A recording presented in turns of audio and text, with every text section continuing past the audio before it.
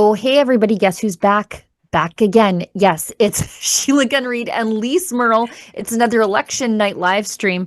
It's municipal election time here in Alberta. And I know that might sound boring as all get out, but it's really not because Calgary has a chance to get rid of Mayor Jyoti Gondek, who is one of the worst mayors in the entire country. And that's saying a lot considering Edmonton's in the mix there and Vancouver's in the mix there and Toronto is in the mix there too. I'm Sheila Gunn Reid. I'm joined by my best friend in real life and my election night, whatever that election might be, live stream co-host and Tuesday, Wednesday, Rebel Roundup co-host Lise Merle in beautiful Regina, Saskatchewan. Lise, how's it going? Well, hello, Sheila Gunn Reid, and hello, Canada. How exciting is it for us to be able to do another evening election coverage broadcast? So happy to be here. And Sheila Gunn Reid, municipal elections or municipal politics is so not boring. It is probably the most interesting kind of politics. And we together are going to learn all about Alberta's situation tonight.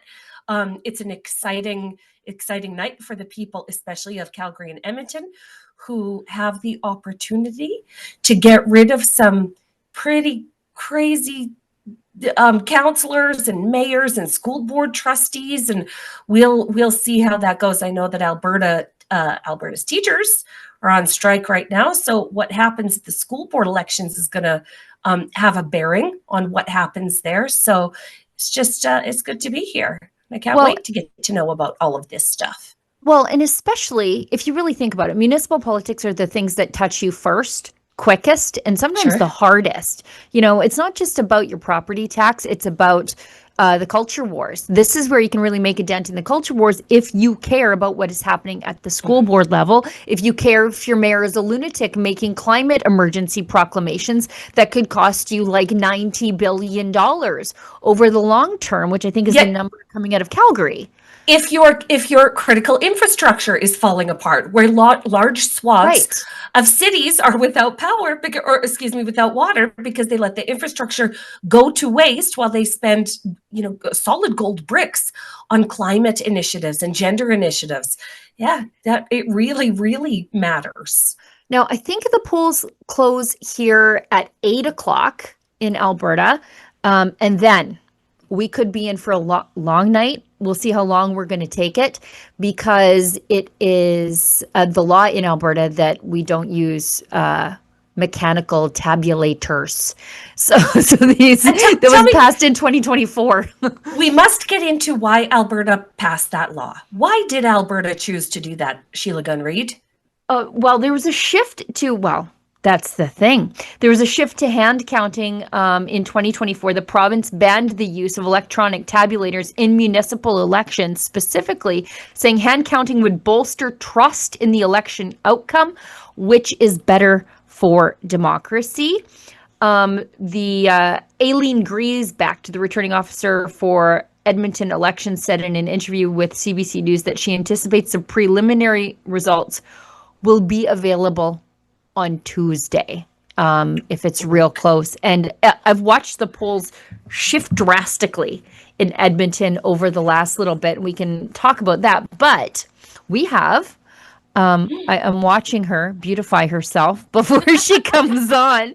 But we have someone who is a careful watcher of government spending.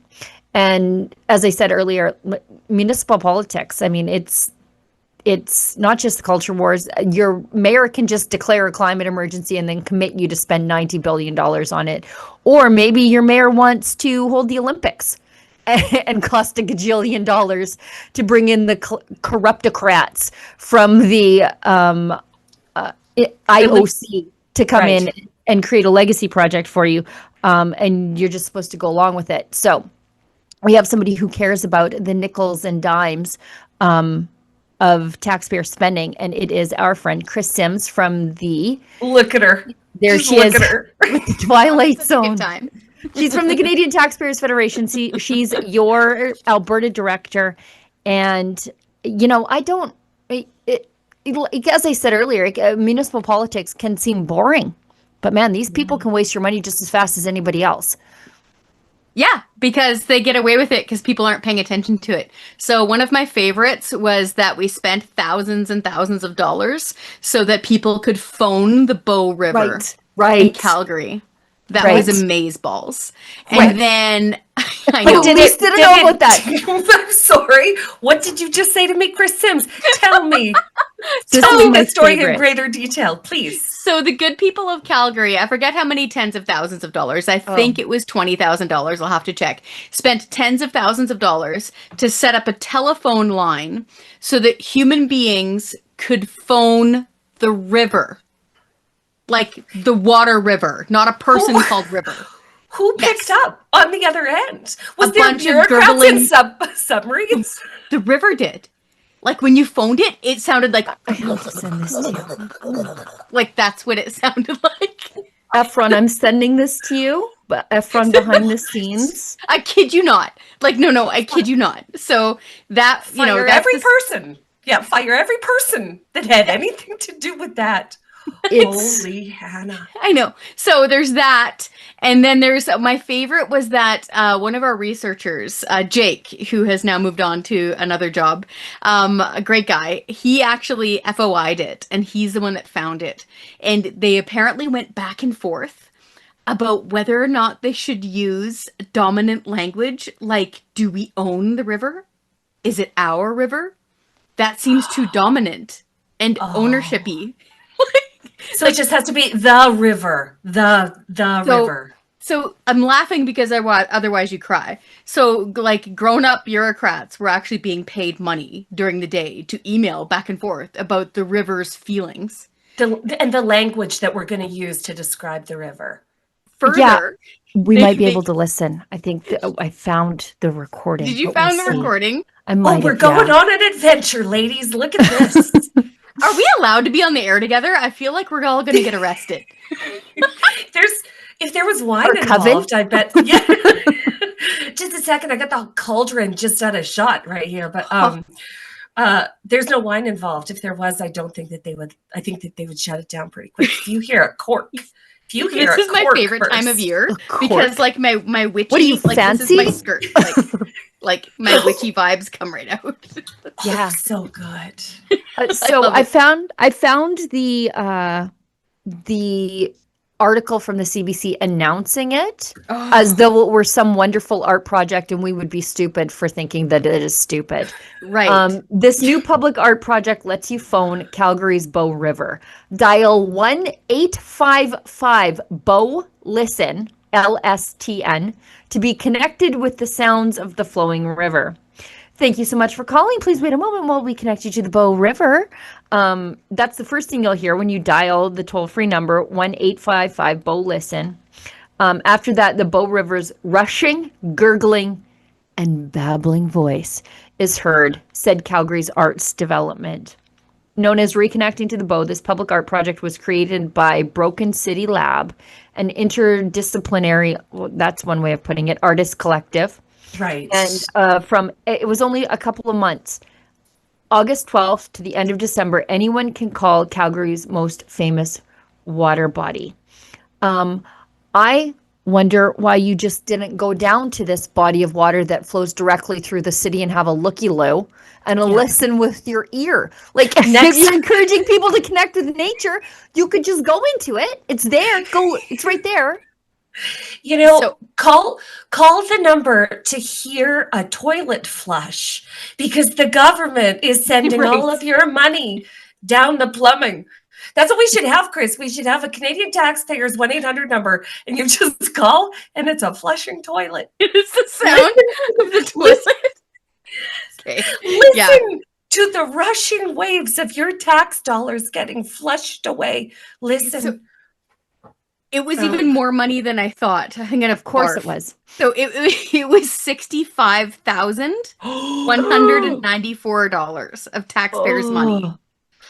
And that is so bad. Like that's an entire neighborhood's money of property taxes going down Like, the flusher. last time I checked, Calgary has homeless people, right? How furious would you be if you were a homeless person in Alberta and saw that amount for the service that taxpayers paid for? You just Yep. be beside yourself, and we should be beside ourselves. My We are goodness. we are beside ourselves. We gave that a Teddy Waste Award. That one cleaned up for the Teddy Waste Awards for I local believe in it. Calgary. Now it Right. gets worse because Phone the Bow was just one stupid thing that they wasted taxpayers' money on for so-called public art. Taxpayers pay about $19 million per year for the Calgary Arts Development Authority. I know, that's the equivalent for the property tax bill for about 7,000 households. Uh-huh. So you want to know where to cut? Start there. Public art. Arts funding across the board is one of the most wasteful, insane Public things art. Municipal public art. Let's not forget the blue ring that Oh, we just saw that. we just saw that when we were there. Edmonton is just as guilty. They've got the Telus balls, which are just some balls piled up beside the white mud. And they sealed up the top because somebody crawled down inside of it and got stuck. There's the ring. And then there's that one, yeah. And then there's Beaufort Towers. Now, sounds majestic, right? Looks like construction garbage, like a half demolished skeleton of a building. Yeah. And that was one of Nenshi's legacy projects. Rusty construction garbage. Not just regular construction garbage. I'm not even going to salvage or root through that. Usually, I'd be digging around from that. Looks like the beginning of a border wall. Look at it. It looks like like just the early portion of it, right? Yeah, between Calgary and the rest of the province. Like I would be for putting up that border wall. It comes with a free tetanus shot. Right, exactly. So yes. Point is that municipal governments blow money like crazy. It costs taxpayers an arm and a leg. Like I said, that's 7,000 households worth just for the Calgary art, blah, blah, blah. And hey, I'm a drama kid. I did like 6 years in drama in school. If you want to be an artist, by all means, fill your little pretty boots. But go get the funding yourself. Right, go jangling around to Synovus. Go talk to Shell. Go talk to Petrocan and Suncor, and see if they'll sponsor your little hobby. In medieval times, that's how they used to get sponsorship. And during the Enlightenment, they would go find some rich donor and they'd convince them to, fund their sculpture or their oil painting. A patron to have to patronize. This is where it comes from. And in all seriousness, when we get into like really big money, they blew, I think it was $60 million up in Edmonton on electric buses that didn't work because apparently it gets cold in Edmonton. Right. And yes, and I think it was the same bus company that had a big problem in California, like where the buses might work. They had a big problem there. And I touched slightly on the pay attention. It's not just the Liberals wasting your money in Ottawa on climate schemes. Calgary, I said 90 billion. I rounded up by 3 billion, and I'm really sorry. It's $87 billion over the long term that Calgary's climate emergency and the climate strategy, of course, to address it will cost the citizens of Calgary. And if you ask anybody in Calgary if we're having a climate emergency while they step over the opioid addicted people to try to get to the public transit so they could get downtown, I suspect they would have other priorities on their plate. I did not realize it was that much. That is a shocking amount of money. Yeah. Close to 90 billion with a B?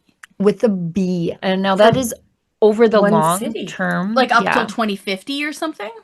I'm looking right now. Okay, because that is just a gross amount of money. And like Calgary turned around, they just finished buying some electric buses. We don't know if these ones will work. But the ones in Edmonton worked so poorly that they actually wasted money, Lise, on blankies to wrap around the batteries to try to make them snuggle, to keep them warm.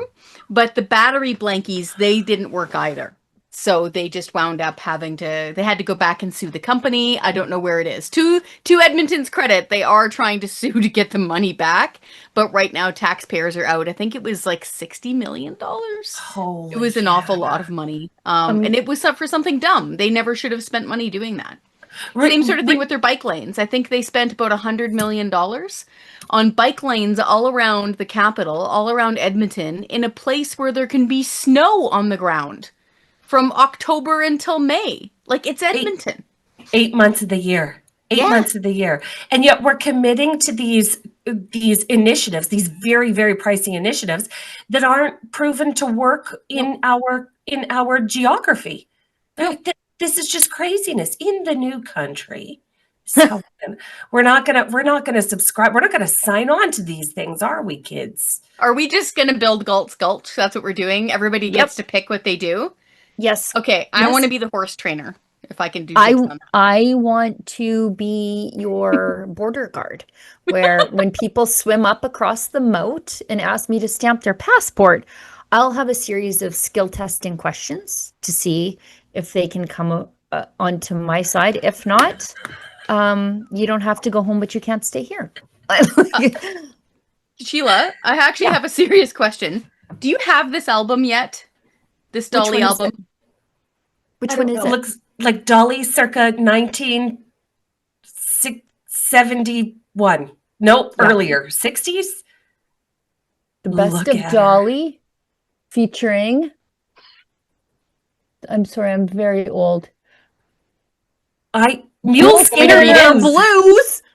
Featuring Mule Skinner Blues, my Blue Ridge Mountain Boy, Just Because I'm a Woman, Down from Dover, How Great Thou Art. Do you have this one? Because I got it for you at a garage sale, and I keep forgetting to bring it with me. So, Merry Christmas. I don't have it. I don't have it. It can go on the shelf. Well, it's yours. This is the Interlake Polka Kings. Bill Wolishin's I'm trying to figure out Interlake Polka Kings from Ukrainian Records. Love that. And I have a series of the Interlake Polka Kings, including the album entitled Looking into the Future. But this is obviously an evening at home, and you can tell they're at home. And they sing old Ukrainian songs. Bill and Mary had their songs ready, and Peter, he's in there. 9-year-old Shelly Shrapto, she's there. She started at the Holy Ghost Ukrainian Catholic Church when she was 7. But she's in here, and this is also in the studio. My dad spoke Ukrainian. Nice. We are not Ukrainian. It's just the language of business out here. So, but you're like learning it? Yeah. That is dedication. I'm impressed. Cultural integration, right? Like everybody around us is Ukrainian, so you have to speak Ukrainian if you want to know what's happening down at the farm auction. And so, anyways, it fostered my love of polka music. By the way, now that we've gone on a little side quest there, I just wanted to bring it back. It was the Pathways to 2050 climate strategy. So that's $90 billion over roughly 25 years. Sick. And part of it is reducing Calgary's citywide emissions to, of course, net zero by 2050. And it'll require a cumulative investment of approximately $87 billion by 2050, or $3.1 billion annually, into mitigation measures such as building retrofits, renewable energy, and zero emissions mobility. And so there it is. That's the result of the climate emergency proclamation. So when they say, like signing on to these things or making these declarations, they're purely symbolic. They aren't, because policy always follows. I'm just doing the quick math.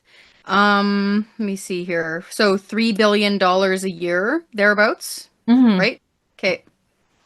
So instead, you could hire around let me do the math here. I'm trying to figure out how many cops you could hire for that amount of money instead, for $3 billion a year. That is a ton of money. That's like 2 CBCs a year. You guys. Oh, come on. Yep. Do we have results? No, not yet, but we have somebody who can join us I think soon. I'm sorry, I didn't see the schedule, but we might be, are we early or late to our guest, Efron? I'm looking. Oh, there he is. Maybe you Lauren can jump Gunter. on. Darn right. I'm one of his biggest fans. It's a Sun Media old home week. So one real quick here for Yes. $3 billion, you could hire 3,000 cops and pay them for about 10 years. Climate emergency. But there's a climate emergency. Just saying.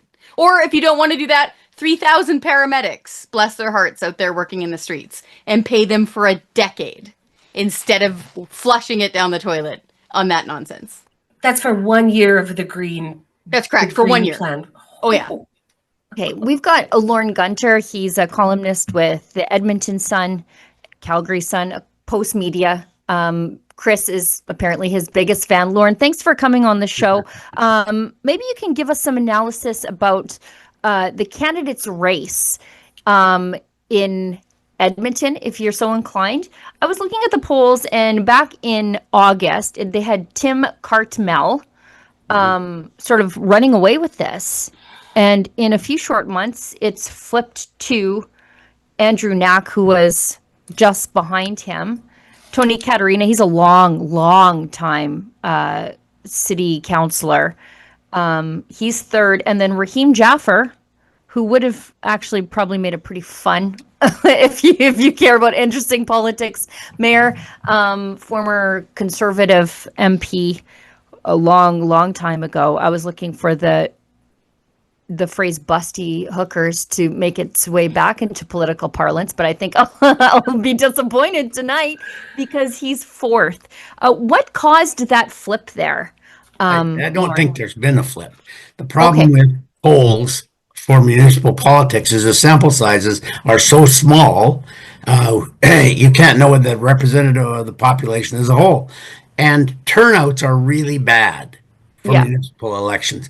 Last time in 2021, Edmonton had turnout of just over 37%, which was the highest in 2 decades. It's typically around 31 or 32%. So, you got a lot of people will say, well, I'm going to vote for Cartmel, I'm going to vote for Knack, whatever.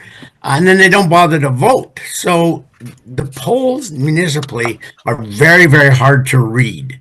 Knack was ahead in June. Cartmel was ahead in August. Knack's ahead again now. Knack has, I think, the biggest advantage because he has the red machine behind it.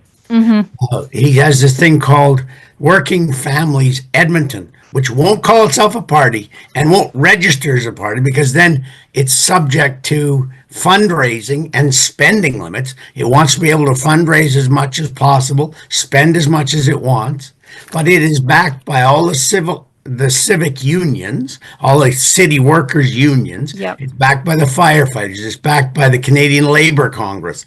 And they have all the organizational and get out the vote might of the NDP. So in Edmonton, that's a big deal because 20 of our 20 MLAs at the provincial level, of course, are NDP. So this is a huge advantage for Knack. There has to be, for Cartmel to win, there would have to be an enormous anti-incumbent vote. Right. And I think there is, but I don't know whether it's big enough. And the problem with that is Cartmel's an incumbent. Right. He's not the incumbent mayor, but he's an incumbent councillor. And the one big issue at the beginning of the campaign, which I think has probably stayed the number one issue through the whole campaign, was this ridiculous infill development policy that Edmonton has that allows the city to permit 8-unit developments on 50-foot lots. Holy. So I've shown pictures in my column of lovely little bungalows overwhelmed on either side by these gigantic 8-unit developments. And everybody on council, except for a woman named Jennifer Rice and another named Karen Principe, everyone voted for that development bylaw, including Cartmel. So, I have an anti-incumbent campaign going in my columns. Don't vote for any of them. This was a terrible council. It was full of really dumb ideas. You've talked about some of them, the electric buses, the bike lanes. I once wrote that the 5 biggest impediments to bike lanes in Edmonton are November, December, January, February, and March. Right. You could probably throw April in the mix there too. Yep, lots of years you can. But, so I don't know what to make of the polls. Right. The last poll I saw, the most recent one that I saw, Cartmel was ahead by about double over Knack. And Knack's not an appealing candidate. I've said before that if I had to rank the 13 members of the past council, including Mayor Sohi and the 12 councillors, Knack would be at the bottom of the list. I think he's the least competent of all the members of council, but he has all the unions behind him, and he has the organizational might of the NDP. So I got to say, I'm not optimistic that we won't wake up Wednesday morning, because we're not going to get the full counts tonight. We won't wake up Wednesday morning with Andrew Knack as the mayor of Edmonton. And I saw CBC's most recent polling. It came out, I think it was between the 1st and the 8th. They have 46% of people that, well, take it for what you will, 46% of people that were surveyed by Janet Brown Polling, who is sort of the pollster of note around here, are undecided. Yeah.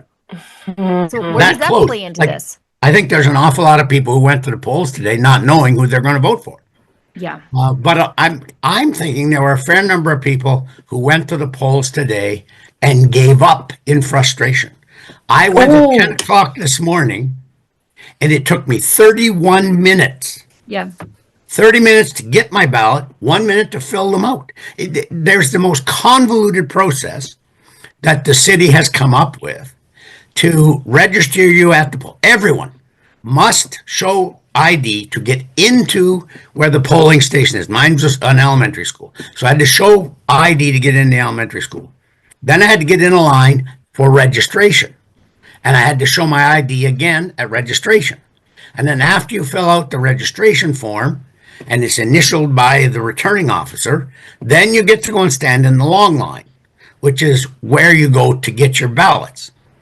And seriously, there were people who sat at the returning officers' tables for 10 minutes before they were handed their ballots because they weren't previously registered. So they had to be registered online. There's a deputy returning officer typing in all their information to the city's lists. And it was appalling how bad it was.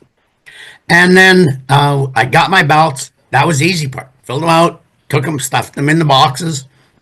And that was it, but it took 31 minutes. And the latest report I heard is that at some of the polling stations in Edmonton, where the polls closed about 20 minutes ago, there were over 200 people standing in line, and they will get a chance to vote if they're prepared to stay there. But this is not a provincial election. It's not a federal election. And so lots of people get fed up with municipal politics. They didn't follow the race real closely. They don't really care. It's wrong. I think you should care more about municipal politicians than about provincial and federal ones because they have the effect on your daily life. How often does the garbage get picked up? How well are the streets cleared of snow? Is there new infrastructure being built? But in Edmonton, it's crazy. They don't worry too much about whether the snow is being cleared away. They're too busy cleaning bike lanes. I take my wife to work quite often. She works downtown. And along the main thoroughfare that we get, it's often very slippery in the driving lanes in the winter. But right next door to it, the bike path has been cleared already. The plows, the little tiny plows or the brushes that they use are out at 4 a.m. so that the cyclists, 3 of them, have a really nice clear path to go. So really, I think you should spend more time worrying about municipal politics than the other 2 levels. And look at the tax increases. Last year, Edmonton City Council was going to raise taxes by 8.9%. There was such a hue and cry about that they cut it back to 6.6. But nonetheless, it's 7, it's 6, it's 6.5, it's 7 again. The tax increases are horrendous. And this group called Working Families says taxes need to be higher because we need to preserve municipal services. Well, if you wouldn't hire so many municipal workers and you wouldn't pay them so well, you could afford to keep the services going. But, you know, they, as you said, they wasted about $60 million on these electric buses that don't work. And people could have told them they weren't going to work.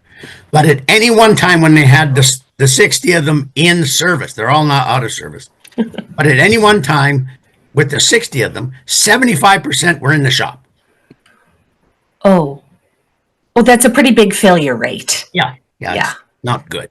Yeah. Well, and you've got concerns happening in Edmonton that I think are happening all over the country, and that's the fact that they added some like 200,000 people over just a few short years to the greater Edmonton area, and then you don't have the infrastructure keeping up. Well, unless you're talking about bike lanes, those seem to be keeping up to the usage, as in almost nobody. But policing budgets aren't keeping up with the population, and those are like the only things that I think you should probably spend money on is infrastructure and policing in a city.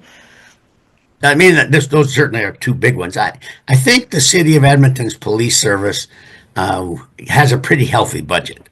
They're always claiming poverty, but you know but to their credit or not, they have been given an awful lot of social service tasks.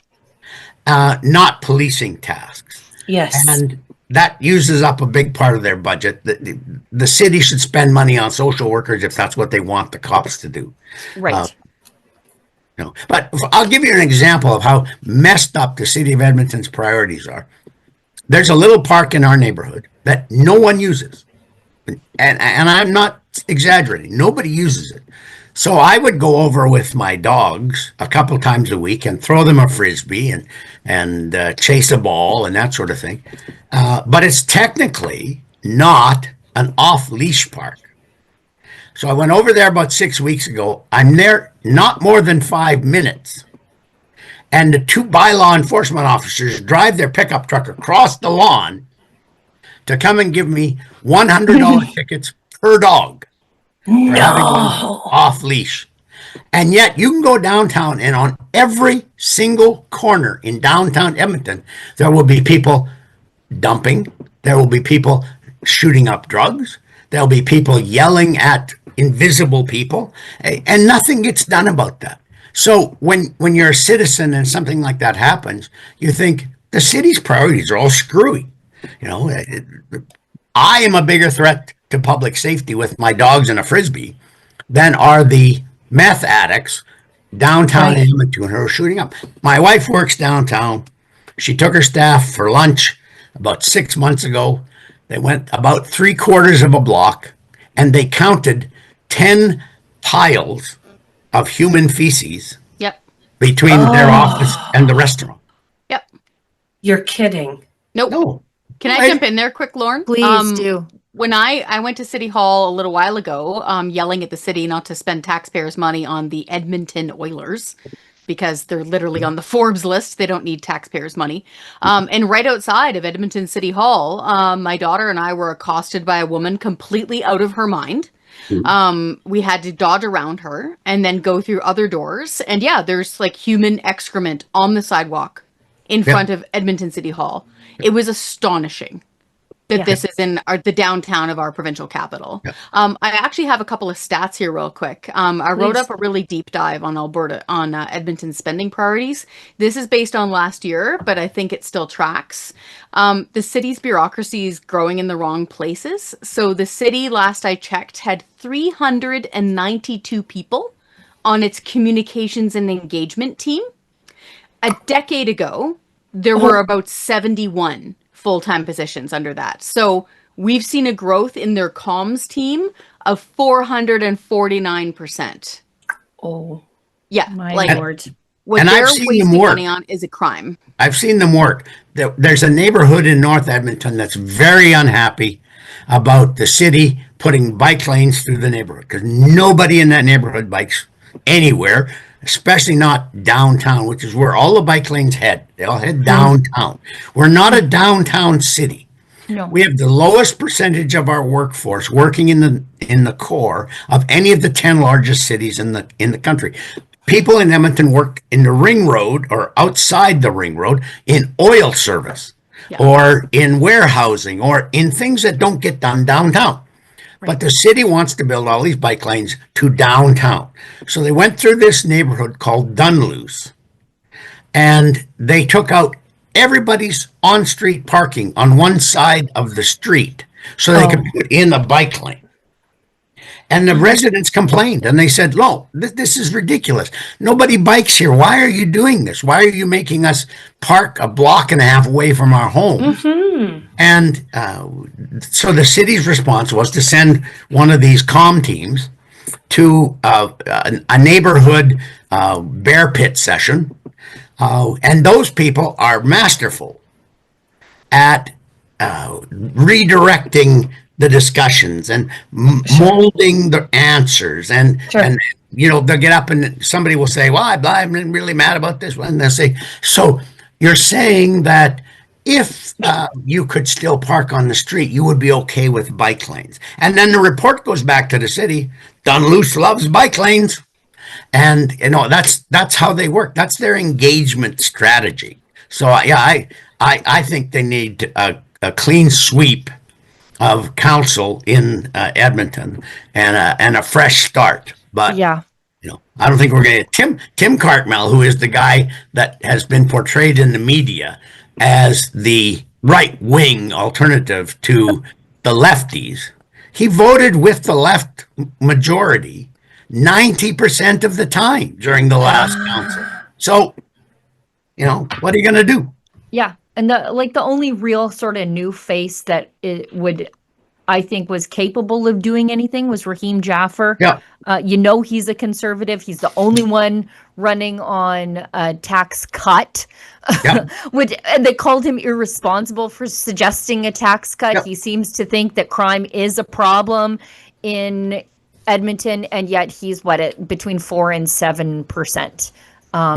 Yeah. So, and I love Rahim. He's a really nice guy. He's fun. He's very charming. As you said earlier, he would be fun as the mayor. Yeah.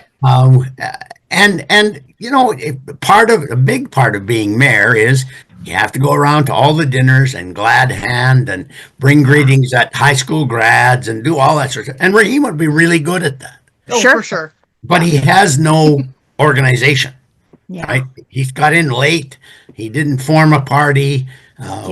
One of the parties, there are two parties, named parties running in this election. One is Better Edmonton, which is Cartmel's party. And the second one is PACE, which is Principled Accounting Coalition for Edmonton.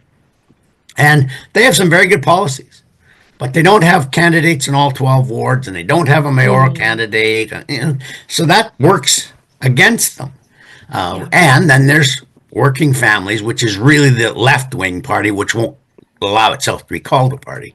But Rahim doesn't have even those things going for him. So he would have to have wowed people far more than he did, or he would have to have had a big advertising budget for TV and social media, which he hasn't had either. So I don't hold out a lot of hope for Rahim to win, but he's the guy, like you said, who's got the policies that are closest to my own. Right. And I think he probably needed a longer runway. There's an entire generation of people who don't know who Rahim Jaffer is. I think he would have appealed to younger people if he had sort of been in the game a little bit longer. And when you say that we need to have a clean slate at Edmonton City Hall, one of the reasons I would love to see that is their drug policy. Your wife, you said, works downtown. Do you remember when they said, what's the best way to deal with the drug addicts plaguing the downtown core? Let's give them needles Yep. in the LRT stations. Yep. So then all the people who had to live in, like, to work downtown, because it's a completely anti-car downtown core, they had to trip over all the meth zombies to use the LRT. And that was the solution. Yep. That was the big brain idea to dealing with the drug addict problem downtown, is encourage them to get into the LRT stations. You can talk to people almost every day who used to use the LRT, but cannot use it now because they're afraid to get on the train. They may not be afraid they're going to be assaulted, but they're going to be accosted, or they're going to have to see someone who's slouched over on the seat, sick, let's say. So it's not good. And so those are the things that a city council should take care of. But they don't. They are big on what they call Blatchford, which is a subdivision where the old city center airport used to be, which is all green. And the city's its own developer there, and it's spent well over $200 million trying to develop this eco-friendly development. And it has supposed to, by this time, it was supposed to have built 3,000 different homes there. It has built just over 100. They're horribly inefficient. They don't know how to run. They should just turn it over to private developers and let them do it. In 10 years, the place would be full of 30,000 people, and that would relieve some of the density problems. But instead of doing stuff like that, they pass a development bylaw that says, yeah, you can build an 8-unit apartment in the middle of the block and overshadow everything on either side of it. And we know now, because there's a group that's done some really good research on this infill policy. It's called Edmonton Neighborhoods United. And they said that within 50 meters, so 3 lots on either side of one of these 8-unit developments, housing prices have gone down by 7.5%. It works out to, on the average Edmonton home, $35,000 in value that you've lost because the city allowed these stupid things to be built. And my fear is, because Working Families Edmonton looks like it's going to re-elect 8 of the last council, is that we're just going to they're going to double down on this. And there's all the character that Edmonton had in some of its older communities actually obliterated. When you mentioned that, Regina has the same bylaw. We're doing the same thing in Saskatchewan, Lauren. And Regina has this little area called Cathedral. It is charming. It is turn of the century cookie cutter houses. And so between 2 of these turn of the century cookie cutter houses goes up one of these, 6 plexes or 8 plexes or whatever it was. And just at the drywall stage, don't you know, the whole thing burnt to the ground? Yeah. Nobody knows what happened. Yeah, we had a couple of them have very unfortunate fires too. But the other thing is that this Edmonton Neighborhoods United found is that no one in the country, no other community of our size in the country, had tried these developments before us.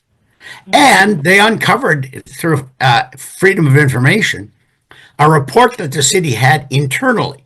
Its own urban planners had done a study internally that said, this isn't going to work.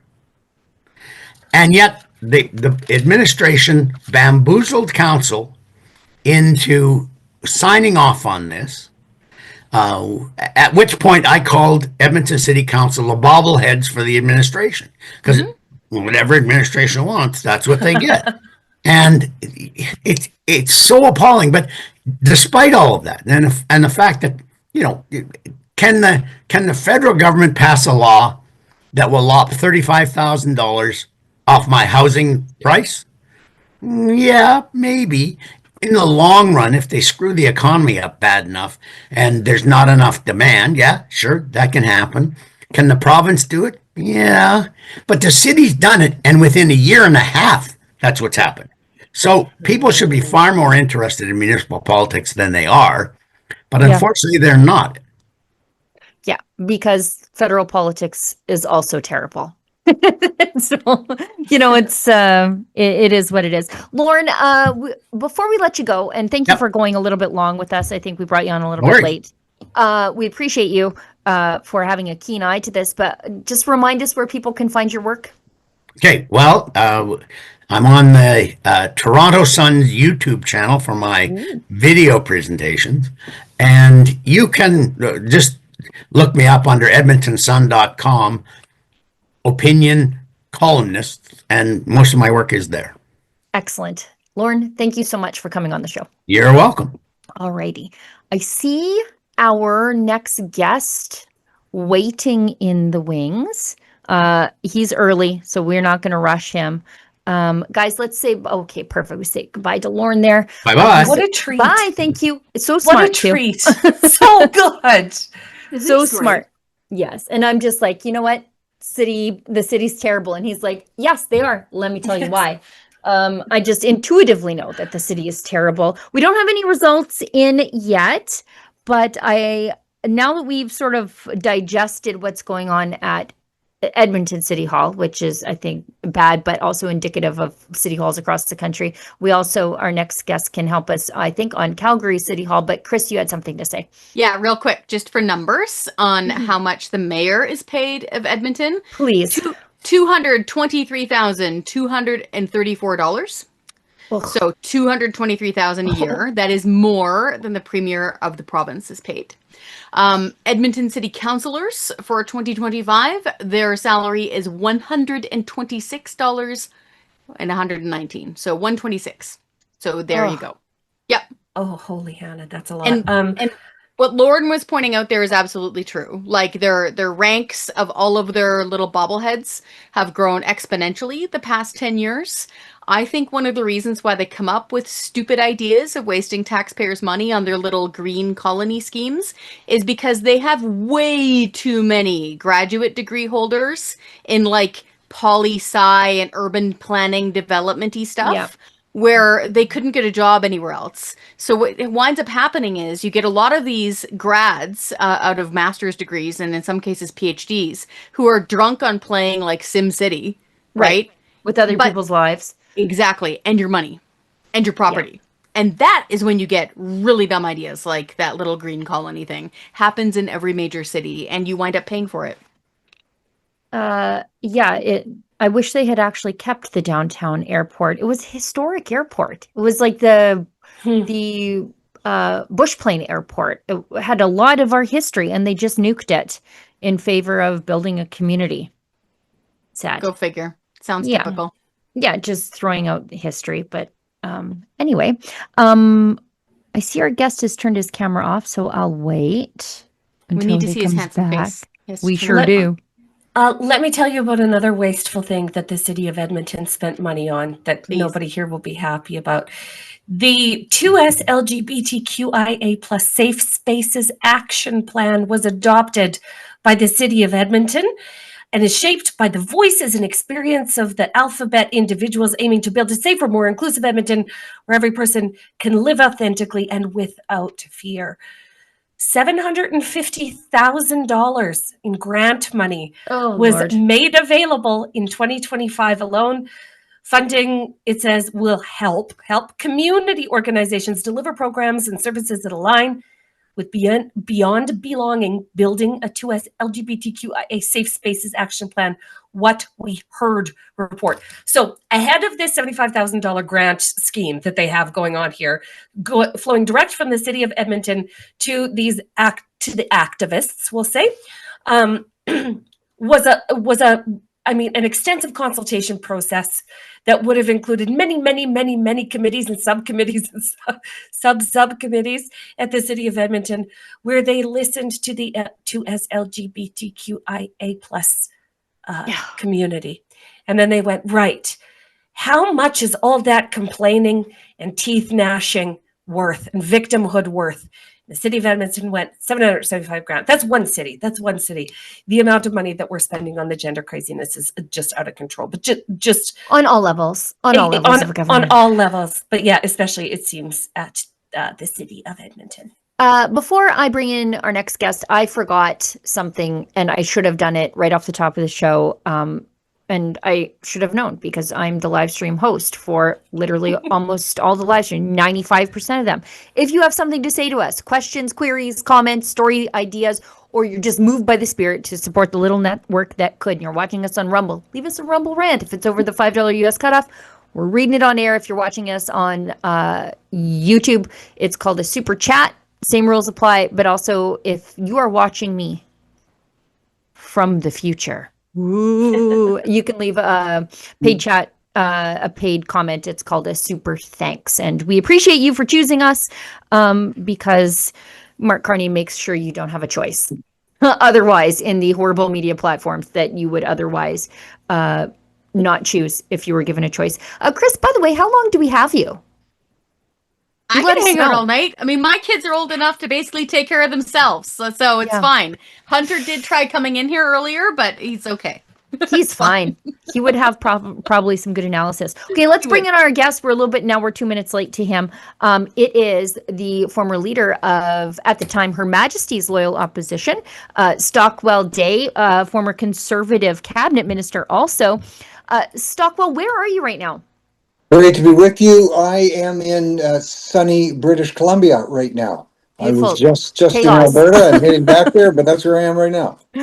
Yeah, you've got some political chaos going on there, but that's not what this show is about. We could talk about that for a long time. I wanted to have you on because, in my mind, if I picture Stockwell Day, he's in Calgary. And, it seems as though, we've got a couple of candidates who I think identify as conservative. There's Sonia Sharp, there's Jeff Davidson, but there's also Jeremy Farkas, who I would not describe as conservative. And so we've sort of got these three people who are either conservative or doing their best to fool conservative voters. That's me saying that, not you. And they, at the end of the night, I think maybe the vote at the last minute might coalesce around one of them to get rid of Jyoti Gondek. Right now, I see Alison Watson, Vice President of Western Canada Public Affairs and Communications for Leger, says most recent polling showed a slight lead for Jeremy Farkas at 16 points over the incumbent Jyoti Gondek. Do you think that is the case? I think Calgary is like a toss-up right now. I think you're right. Actually, I've had the joy of being able to work on campaigns, on this campaign, municipally with some of the groups, for instance, in Calgary and in Red Deer and Edmonton, that are trying to, and with some success, I think they've had, to send a message out to people who go to vote, because you can't always identify people who are running, especially for the mayoral spot. You can't identify all the time where they're coming from politically. And so various groups, we put together some ideas in terms of how that can be done. I still think it's a bit murky, but even about a week ago, we kind of saw the Calgary scene lining up more or less as it is right now. And what I tell candidates who have small c conservative molecules in their DNA, they have to send a signal to the voters that they are that. Because voters are not aware, and there's ways you can let voters know where you're coming from on the political spectrum, and you should do that if you want to capture that necessary vote. And for you, what have been the issues in Calgary? I think the issues are the same as everywhere else, and Canada writ large: crime, taxes, social decay, infrastructure not keeping up with the amount of people who want to live in beautiful Calgary. I think there's really only one candidate who's sort of campaigning on a tax cut, and I think it's Jeff Davidson. Well, these are the type of issues that, for instance, right across the country, you've identified 100%. Wherever you go, I was just at a meeting in British Columbia, a big city there, and talking about the electoral issues. And I met with a number of RCMP officers who actually came out to the meeting. And I just said, what's the number one issue as far as you guys are concerned, and women keeping the streets safe? And they all said at the same time, they didn't have to be prompted, bail reform. There's a small percentage of criminals who do the violent, repeat offending, and you can almost tell, they say as soon as they're out, you can tell the crime goes up. It's a very small percentage. And this is one of the key issues, safety and crime. So, one candidate, I won't say what city, but I was advising him, I said, listen, in the forum, just say something like you like Premier Danielle Smith's upcoming legislation on involuntary compassionate care, for instance, for serious repeat drug addicted offenders. If candidates who call themselves conservatives aren't willing to at least say that, then really they don't have much of a chance of attracting that. And it's not just small C conservative vote. Small L liberals are pretty concerned about safety on streets also. So communicating those messages is very key, and not being afraid of mainstream media, which will always attack anybody who's not, outrageously left of center. But the people will hear. They'll say, hey, that candidate, he or she said, they're concerned, and they're going to do something relative, let's say, to the safety issue.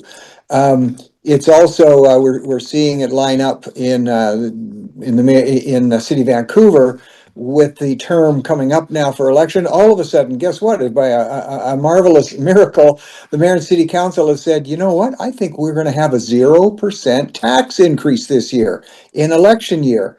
So those are the type of things that voters need to be able to see through that and see who are going to be the ones who are going to stand true to their small c conservative principles that are going to deliver a more flourishing city than frankly, the socialists who get in there wind up splitting the vote and unfortunately taking these cities in a wrong direction. I just was looking at the terms served by previous mayors. Dave Bronconnier, 9 years, Naheed Nenshi, 11 years, Ralph Klein, 8 years. I mean, in recent history, Calgary really hasn't had a whole pile of mayors. Al Dewar, did I say Al Dewar? 11 years. Don Hartman was actually quite short with 216 days, but really it's a long-term service in Calgary if you become mayor. And yet, in one term, Jyoti Gondak just might lose. She really made herself highly unpopular in a city that generally votes for the incumbent. How do you think that happened?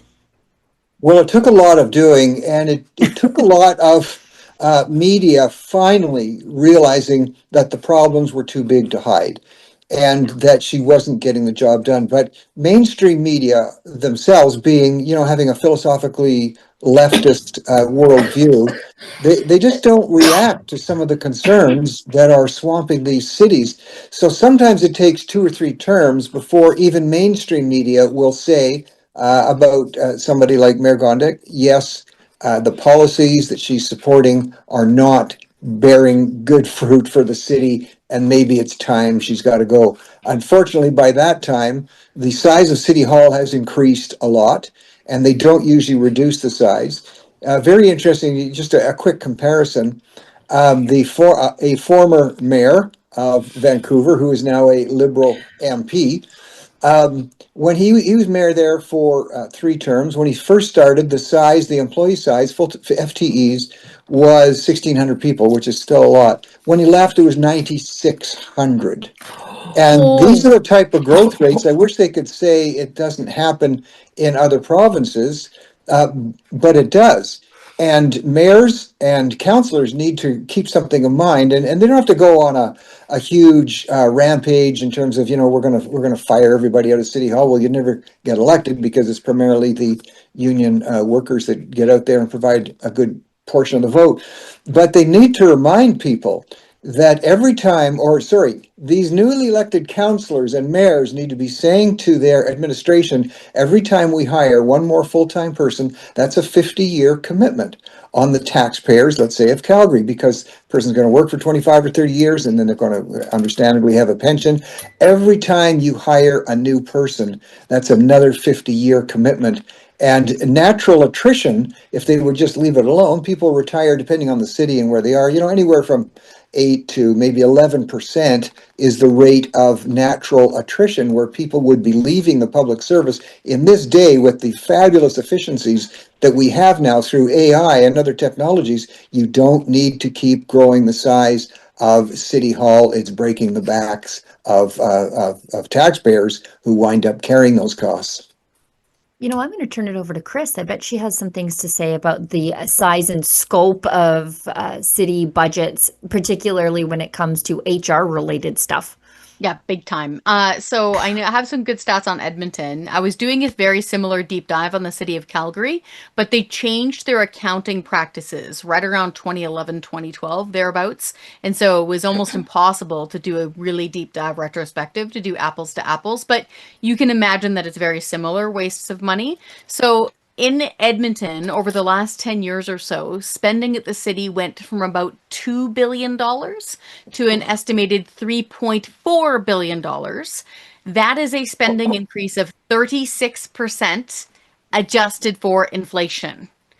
Now, for people who are asking, oh, we've had a ton of growth. Yeah, but only by 17%. So population of Edmonton's gone up 17%. Their spending at City Hall went up 36%.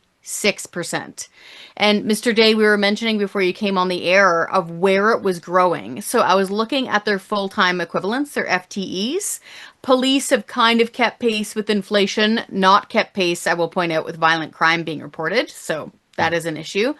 They did keep pace, I would say, with their street cleaners. So the folks who are picking up litter and stuff, that kind of stayed at pace.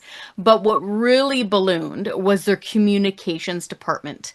So last I checked, the city had almost 400 people on their communications and engagement team.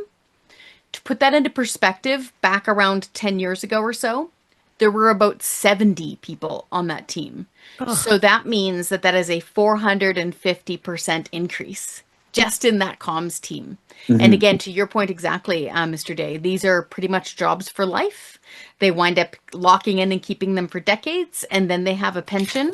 And yeah, they always wind up just growing the size of government. And I have to stress, whenever we do a survey at the Canadian Taxpayers Federation, we ask people, what do you want from your city hall?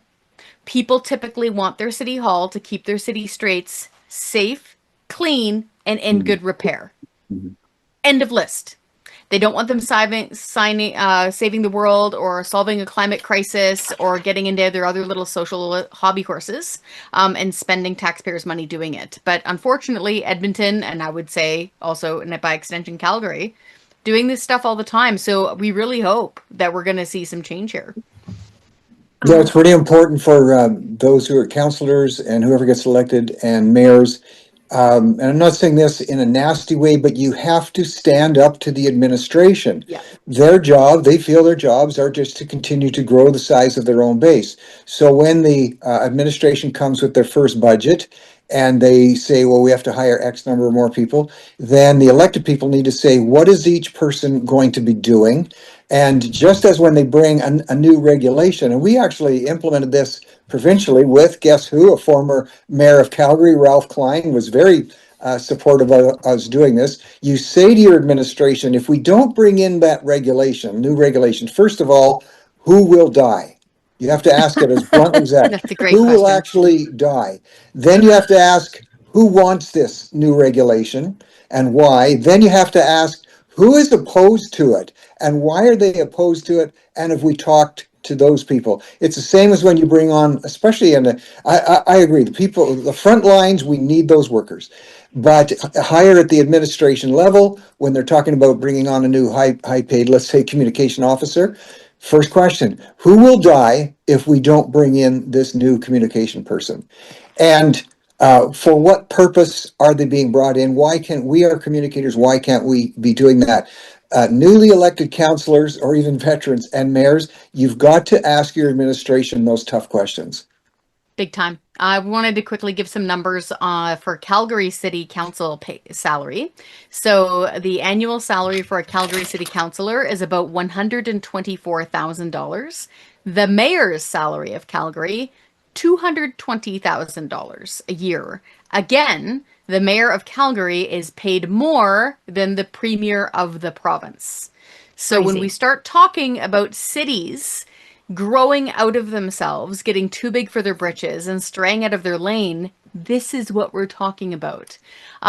City council jobs were never meant to be full-time careers, like for the rest of your life. They were meant to be something that was taken on as a form of public service, that's why it's called that, by retired cops, retired teachers, small business owners in the neighborhood. They weren't meant to be jobs for life for people with graduate degrees in city planning. It was never meant to be that. That's why we have too many people working here and costing too much money. Now, I'm gonna, sorry. No, go ahead. No, I was just stuck while you go ahead. We've got lots of time to kill. Yeah, those are key issues. One thing that would help is you have to, when it talks about an increase for, well, this would be for administration or for the elected people themselves, there should be a bylaw which they could craft that says they cannot vote for their own raise. If there's going to be a raise, it would only be implemented after the next term. So people then would have the opportunity to vote and they would see what that person is getting, because the ability to give yourself your own raise is something that many of us would cherish and love, I can tell you. And so, you know, that's one of the ways you have to do that. One of the reasons that city councilors, most of them are, you know, they're decent, they're hardworking people. One of the reasons they are so hardworking is they get buried with a blizzard of what we used to call it paperwork. Now, of course, it's online work. Again, by administration, administration has to be rolled back, has to be taken in terms of what are the jobs that are necessary, and the elected people have to brace themselves. For instance, if you're going to be getting a report, somebody walks in, administrator walks in with a 200-page report, you just say right off the bat, I'm sorry, I want this to be a 10-page report. They say it'll take 2 weeks to do that. You can literally say no. Nowadays you can say this 200-page report, I'm going to send it right now to ChatGPT, and I'm going to ask for a 200-word summary, and they will have that in about 7 seconds.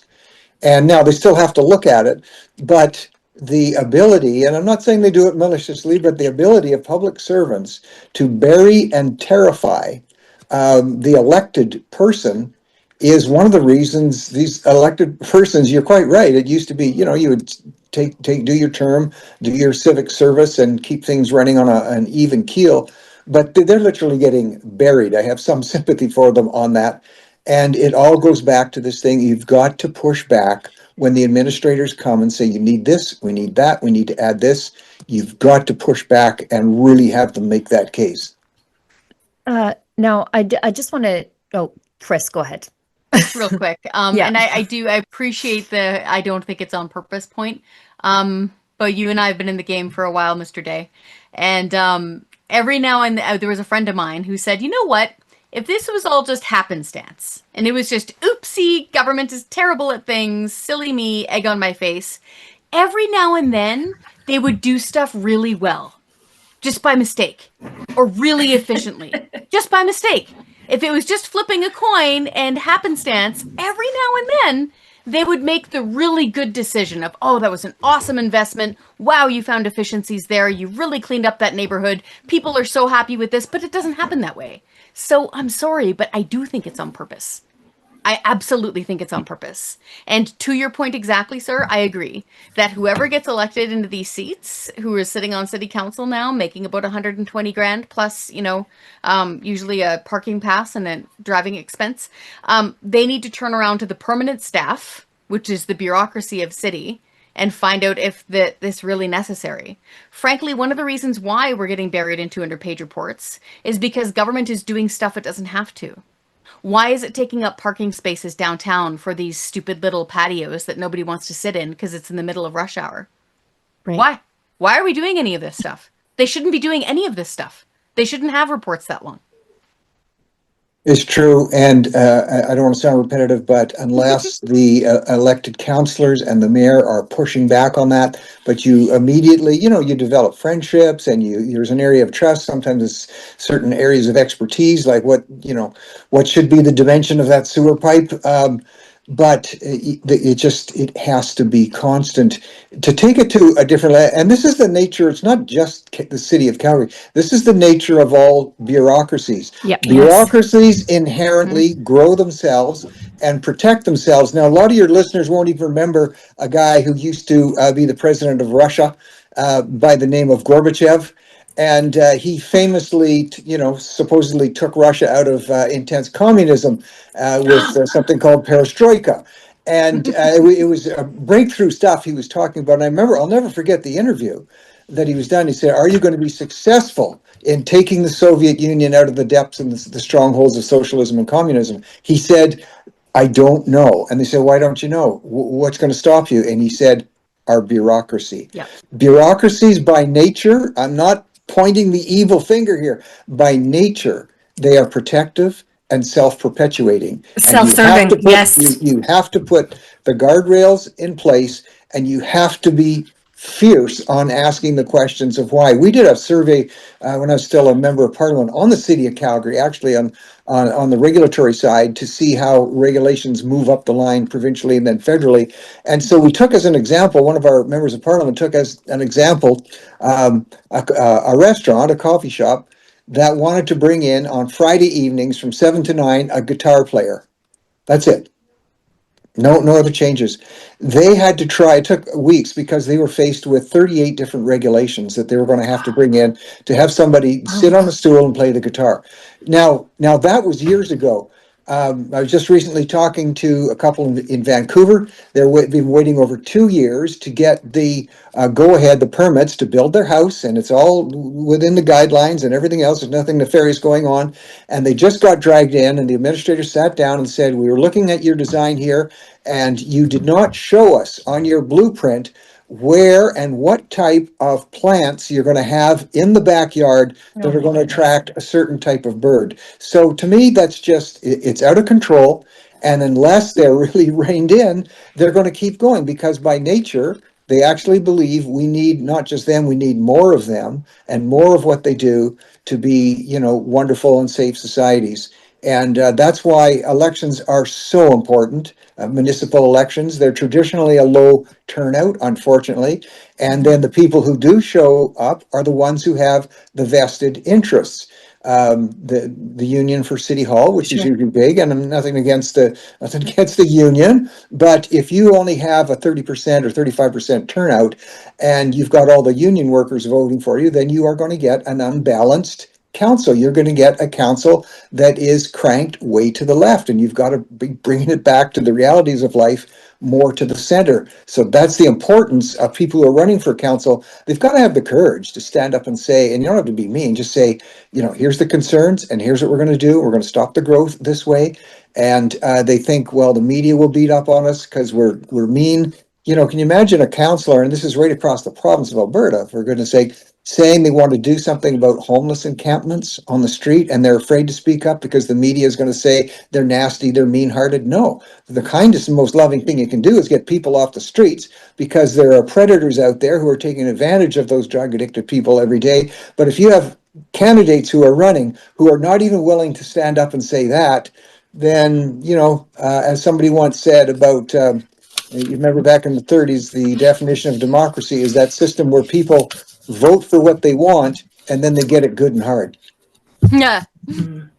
I just want to bring Lisa in on this because it is also school board election time, and nobody pays attention to that, and then they wonder why their kids are being taught weirdo things by weirdos in the classroom, and why it feels like the school board doesn't even care about parents' interests. I'll just give you a historical quirk that happened in Edmonton in 2021.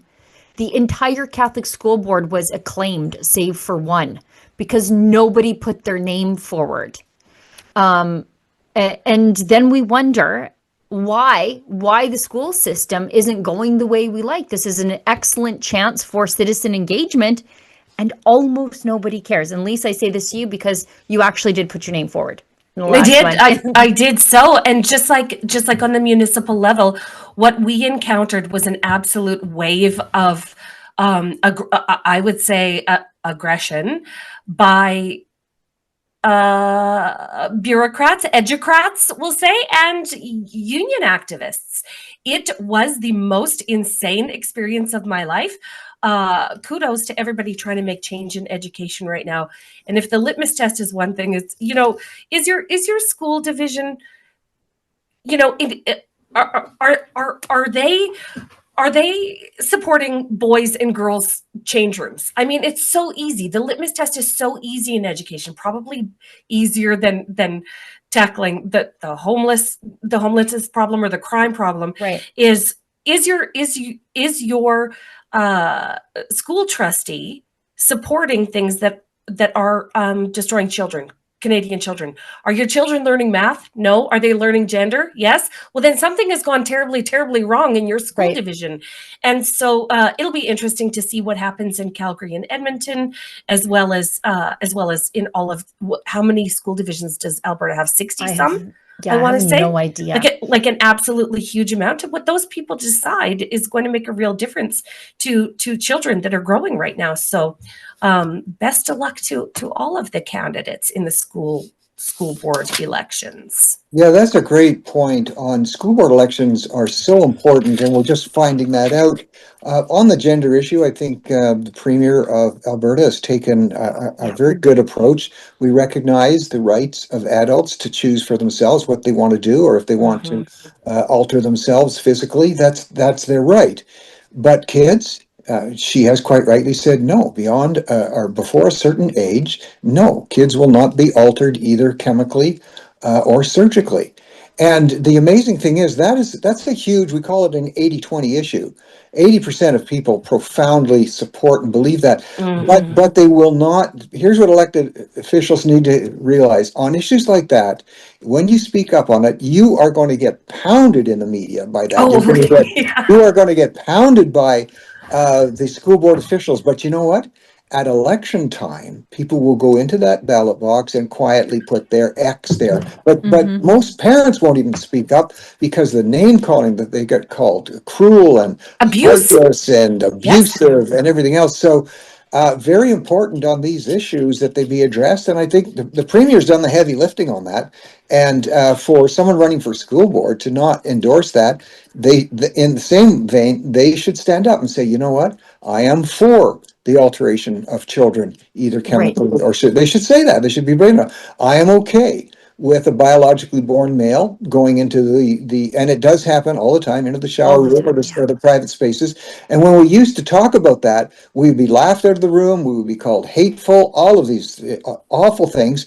And so people wind up self-censoring, and they wind up not saying anything because parents, frankly, are being misled on this whole issue by much too large a portion of the psychological and medical community, and that's proven. There's entire countries now that aren't endorsing this. So school board elections, very, very important, and parents need to be there. And I'm hoping the Premier right now, with the strike that's going on, is realizing that there should be, because I worked on this with others way back, Alberta still leads in terms of school choice and charter schools. They've still got some problems with in terms of what the schools have to abide by. But clearly there has to be, there's one thing to try and change the public system, and it's good to try and be a factor and an agent for change, but nothing brings change about like having a choice, parents having a choice, whether you're talking about selling a product or a service, as we know. And I hope the Premier does not give in. I understand there's going to be a referendum relative to funding, and parents who are paying extra money, getting some from the province for an independent school, and still paying the public school taxes, and paying for students not to be educated in that system. Businesses and parent groups have to really stand strong on that. And you know what? Chambers of Commerce also have to stand up and say, The public school system, they self-identify as culturally Marxist. And so if you want your kids to be culturally Marxist, then that's fine. Let them go to that system. But you have to allow full freedom of choice for those who don't prefer that particular direction. Yeah, and freedom, choice in education in Alberta has resulted in academic achievement, with Alberta students ranking top 4 in the nation for the last 25 years. So choice in education is not only beneficial to families and is not only the most fair thing for families, but is also best for our kids. Right. Yeah, Can I just jump in there really quick? Yeah. ahead. Well, I'm in the middle of this strike right now, if it's from the taxpayers Yeah. Federation perspective, and quite often it's I have to put it nicely. How is it that Ronald Reagan used to say, "Our friends on the left, our friends on the left are magically suddenly quoting the Fraser Institute report all the time now when they go lowest funding per student," and it's like, and I keep hear on reading efficiency.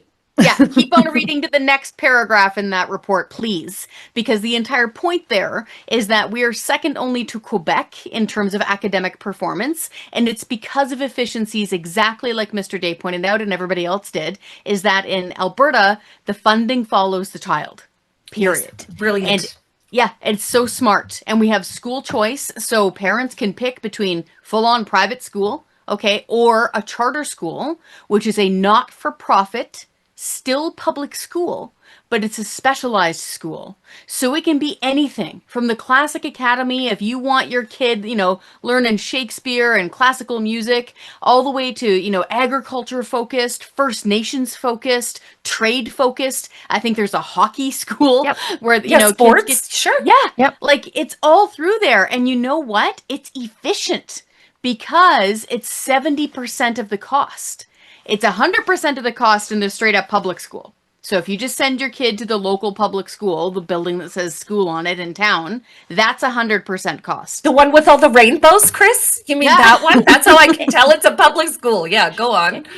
And then the other places, it's 70%. So these folks that are like, oh, get rid of these schools. It's like, wait a minute, you want a 30% increase in cost to deliver the same services? This is crazy pants. And my favorite part of that same Fraser Institute study is something that our friends on the left don't want to point out either, because they're, always, they're worried about people who grew up like me in the lower socioeconomic class. And it is parents who are below the average income who utilize these independent charter and private schools. It's people who see the choice in education as a way out of whatever they're at. It's a way to travel through the socioeconomic class, people who really value education. It's not rich people sticking their kids in these things. Nope. Great point. I grew up on macaroni soup too, and it would have been nice to have a charter school option for things like that. And I need to stress that there are parents lined up around the block to try to get their kids into these things. The only thing that is slowing it down is a lack of approval. Like if they could do anything at the Alberta level, provincial level, it would be to accelerate the approval of new charter schools for people to start them. That's really important. Bureaucracy can still slow that down. And, we talk about wanting to be a diverse society and wanting choice, but all of a sudden you have a very monolithic approach when it comes to education. Everybody has to be, cookie cutter, coming out of the same thing and echoing the same mantras. If you look at the city of New York is a great example, because they've been doing this for so many years. The charter system there, the Black community in New York, those parents that are able to get their kids out of the public system and get them into alternate schools, charter schools, their kids thrive. And they're coming from very tough socioeconomic backgrounds. Many of them, there's no dad on the scene, and they are doing much better than they were doing. This is overall, there's always exceptions, than they were in the public system. I have friends, and we have friends and family who are public school teacher, and they're wonderful teachers, but it's within a certain system. And if you don't like that system and you don't feel that that's going to lead to productive and flourishing citizens, then you should have the option to get out of it. And yes, in Alberta, funding follows the student. Some of the funding follows the student. They do not get the full funding. Correct. They, in many cases, still have to build their own buildings, and they still pay their taxes to the public system. So I'm hoping the Premier does not cave in to going back to one monolithic system that really is not going to produce the type of results that we want. I can't see her doing that, like at Me all. That neither. would be against her nature.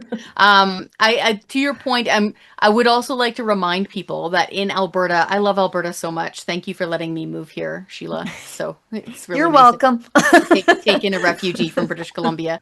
And so thank you for that. In Alberta, we're the only province in all of Canada that has recall legislation at the provincial, municipal, and school board level. It's pretty amazing. We have direct democracy. So if things start getting hairy at the school board level and something starts going off the rails, enough people can get a petition going in order to cause a by-election, even at the school board level. So I just wanted to point that out. We've got amazing direct democracy tools here in Alberta. Another thing that Alberta is somewhat unique with the legislation, as you know, in the municipal elections, it's hand counting the ballots. Yes. Yes. And, we advocated that for years. Do not get into the electronic balloting. In the best of systems, all it does is, in some cases, it buys you an hour or two of reporting time when you get the final results. But we've seen it so much, not just in Canada, but around the US, and elections can be questioned and people can fool around with the electronics.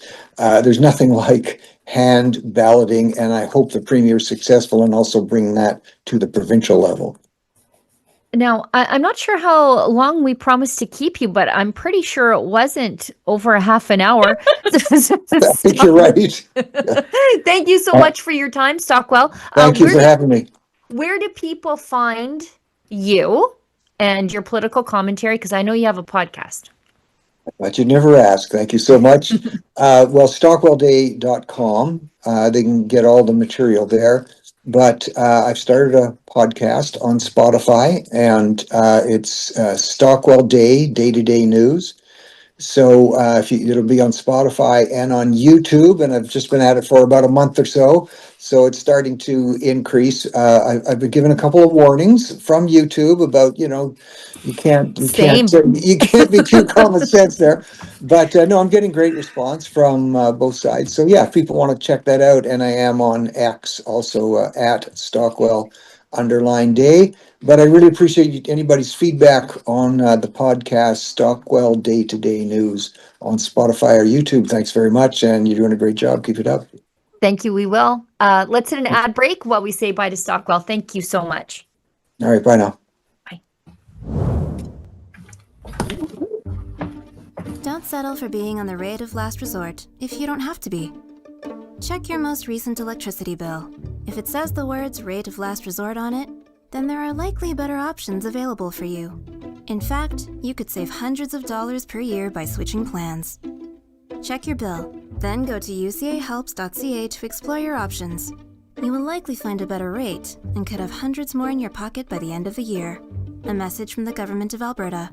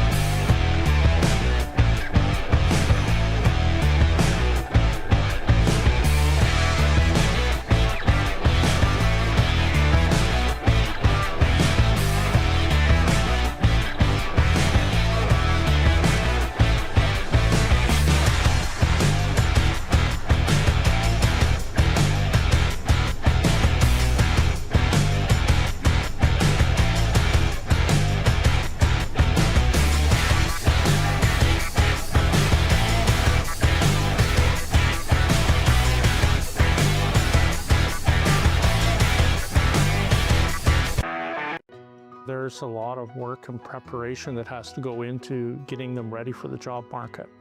It's not just about hammering out a resume, it's about making sure that they have the adequate supports. Some people don't often realize some of the struggles that some of these people go through. Not only are they connected to the work, but they're also connected to our whole mission and what we do as an organization. Hey! Gun bans make great distractions. Trudeau may be gone, but Carney has picked up his same We rhetoric. will quickly, and I mean quickly, reinvigorate the buyback of Hunters, collectors, competitors, and defenders of tradition are still being targeted, while criminals run wild under Liberal policy. But we are fighting back. Join us, Canada's National Firearms Association, in defense of freedom. Do you agree with me? It is time to make Canada great again. And that is why we at Rebel News have teamed up with MCGA hats to introduce, well, the fashion sensation of 2025. Oh, and by the way, these beautiful hats, they are made in Canada. We don't rely on cheap imports coming over from China. So what are you waiting for, folks? Show your pride. This is the perfect thing for a patriot to wear, or maybe there's a patriot in your life that you would like to gift such a hat. Please go to mcgahats.ca. That's mcgahats.ca. Don't be shy about it. Wear this cap. Let everybody know you want to make Canada great again. Okay, we're back. I was just discussing with Efron, who's running the show all by himself in Toronto on a 2-hour ahead of us time zone. And knowing full well that because of that hand counting of the ballots, we probably won't see final results tonight. I think we'll wrap up at about 10:30, and then Lise, you and I will talk about the results tomorrow. And of course, Chris and I will text each other about the results for a lot of the day tomorrow, I believe. But we've got like some early results out of Calgary. Nothing out of Edmonton yet. Yeah, nothing. In Calgary, if we want to bring up that, we've got what seems to be, and this annoys me because conservatives are really good at sort of all of us run at once. Don't everybody figure out who's going to lead the show. Just all of us run at once and then see how it shakes out. So, of course, Jyoti Gondik is the incumbent, as we talked about with Lauren. It's not common for the incumbent to lose, but the polls are showing that she probably will lose. And that is through absolutely all fault of her own. In Calgary, they've got Jeff Davidson, who is a conservative. There's also Sonia Sharp, who for many conservatives, that's their conservative choice. I'm not sure. I didn't pay close enough attention. And then Jeremy Farkas, who used to be a conservative and now not so much, but a lot of people are sort of still identifying him as one of the lone conservatives on Calgary City Council many moons ago. I believe his politics have drastically changed since then, but he is leading. So I guess that's good that Jyoti Gondik is losing as far as like from a taxpayer conservative perspective. But if between Jeff Davidson and Sonia Sharp, if one of them had thrown their support behind the other, I think we would actually have a real conservative mayor, the potential for a real conservative mayor in Calgary. And I'm not saying which one I would have chosen. I know that Cian Bexty over at Juno, he had his choice. It's not my, I generally don't endorse anybody except for you, Lise, when you ran for council or school board trustee. But you can see here that Jeremy Farkas, who's the least conservative of the three, is actually winning against Jyoti Gondik. Couple more election towns that I'm watching. I think my Strathcona County is going to be Rod Frank again. He was a former Liberal candidate many years ago, but around here you got to govern as a conservative as much as you can. And he seems to have a good relationship with the local MP, Garnet Jennis. So whatever, that's fine. I want to watch Red Deer. And I also want to watch Medicine Hat, and we can talk about those two ridings tomorrow. But Medicine Hat's very interesting, not just because of my love of that fine city, Alberta's Osoyoos, but also because former Wild Rose MLA, but also conservative MLA, Drew Barnes, is running for the mayor there. And I hadn't seen the polling, but I do like Drew. And I mean, the man really is a conservative, and what a win that would be for a city as beautiful as Medicine Hat to have Drew Barnes as the mayor. But we have no results there yet. And in Red Deer, I don't know much about Red Deer politics, but I do know someone I know personally is running to be the mayor there, and that's Haley Weil. And Haley led the original 2019 pro-pipeline convoy to Ottawa. Wow.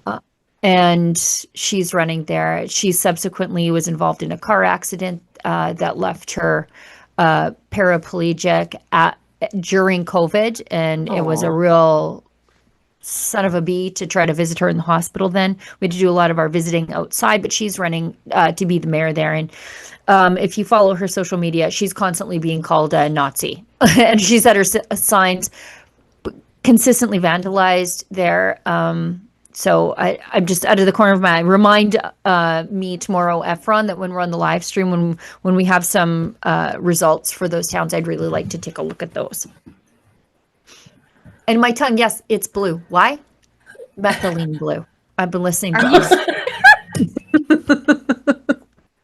I ran upstairs. I hope my teeth aren't blue.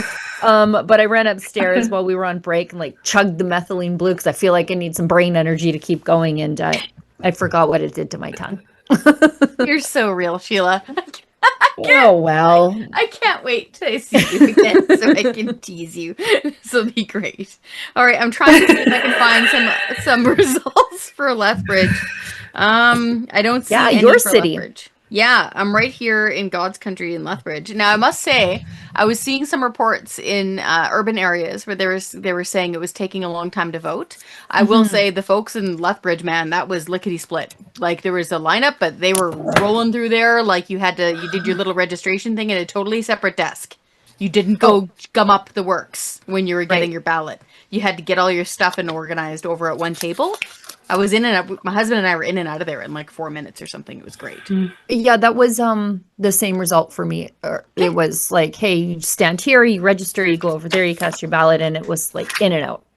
This is super smart. Okay, well, I'm not seeing any yet for Lethbridge. And I'm saying there's a gentleman that I knew from back in a million years ago in radio days, in the 1990s.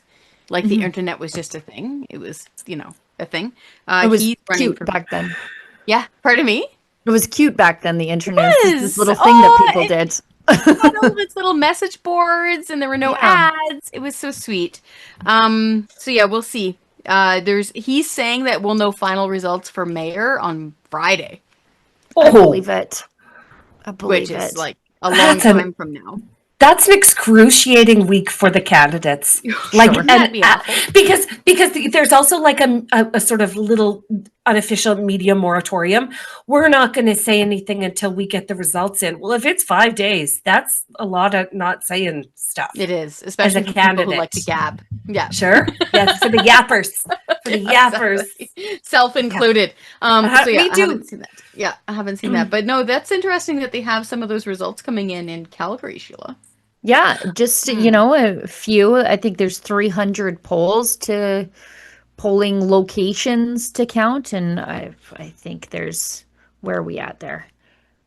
Sorry, that's Medicine Hat. I've got 13 out of 380 so far. 13 out of 380. Yeah. Yeah. So DeFarcus is winning by about 100 votes over Sonia Sharp. And again, Davidson's votes could have coalesced around Sharp or vice versa. And the reason I'm critical of Farkas is because, first of all, because he used to be a conservative and he's sort of trading on that. He used to be sort of the renegade conservative on council, and then all of a sudden he wasn't a conservative anymore. And this is from Isaac Lamoureux, who is a graduate of the Independent Press Gallery / Democracy Fund's Student Journalism Conference. This is Efron, do you want to pull this up? I don't pay close enough attention to the inner workings of Calgary City Hall, except for Dan McLean. I like Dan McLean. Yeah. But do you see, did I put that in the chat, Efron? I don't know. Is he running again this year? I don't see any results for any of the wards yet. No. So in an Ask Me Anything thread on Reddit, Calgary mayoral candidate Jeremy Farkas advocated for hate tracking programs, opposed Alberta's efforts to enforce its ban on child gender transitions and other woke policies. As part of a scheduled AMA session by municipal election candidates on the Calgary subreddit, Farkas fielded questions from users on September 22. When asked about being a fiscal conservative his support for vulnerable populations, he said his platform included a hate tracking program. I assume that means hate tracking of the pastors down at the library.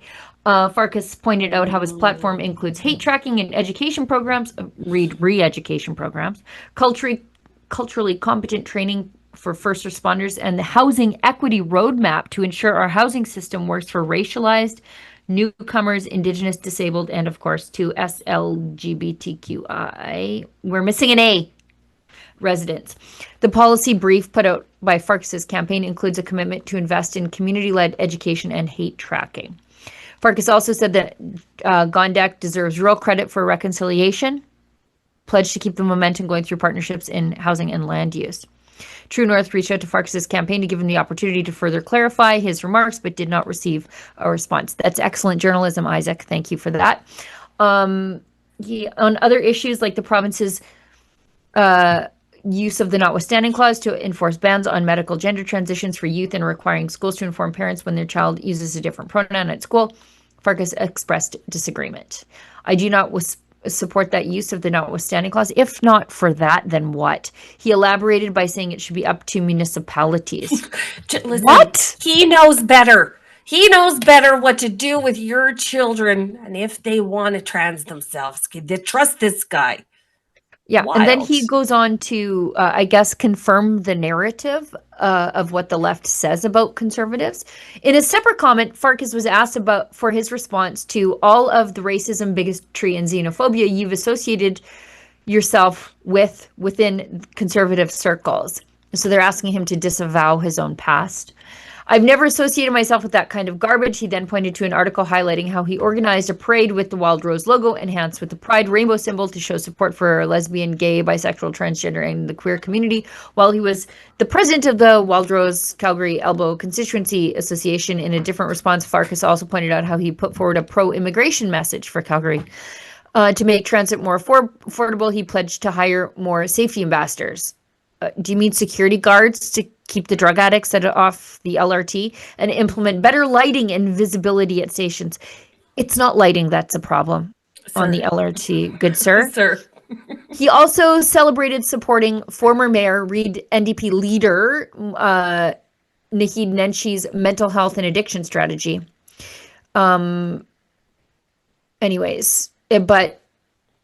True North did some polling on this, and exclusive polling highlighted that Farkas has the most support among those who voted Conservative in the 2025 federal election, followed by Sonia Sharp. I think that swing recently is thanks to this sort of good reporting, where Sonia is very close to Farkas now.